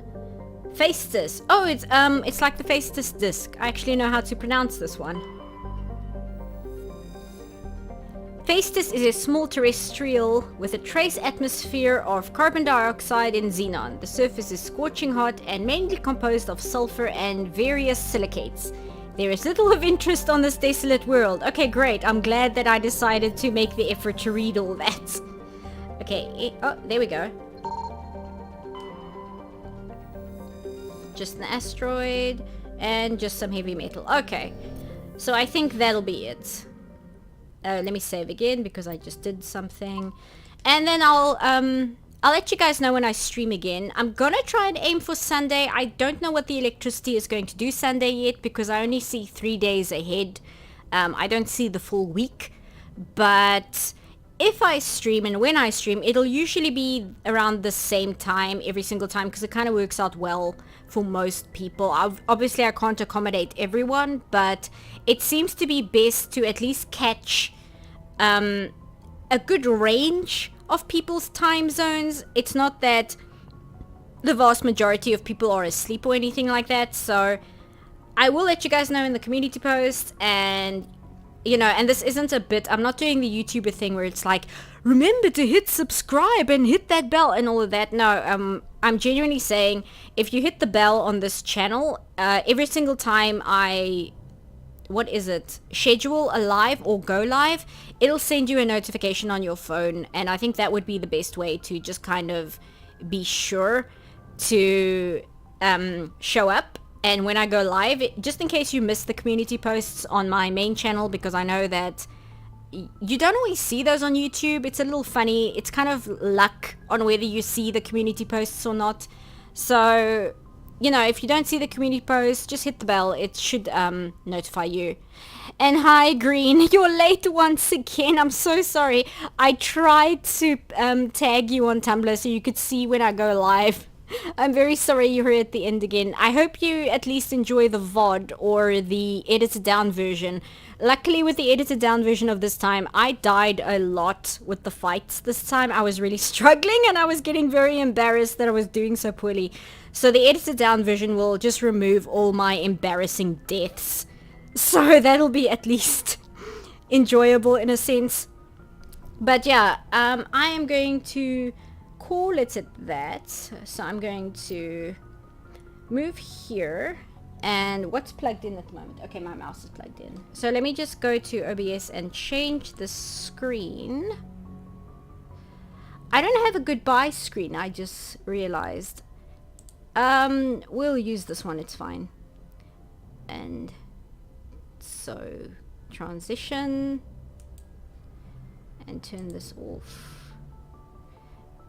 and turn this off. There we go. So I shall see you guys next time I stream, whenever that turns out to be. And I hope you guys had fun. Sorry, it was a bit of a disaster this time. It wasn't that bad. It wasn't that bad, but it was a little all over the place.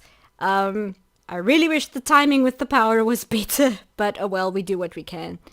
And that means you can't go. Oh well. Bye guys. I'm glad I made it to the stream and found the second channel. Excellent. Okay, let me just hit stop because I'm just talking here to fill up space and that's kind of just boring. Even though it's dead silent. I usually have like end music. I should do an end screen next time so that it's not just me talking to fill up the silence. Okay, bye guys. End stream. There we go. Bye.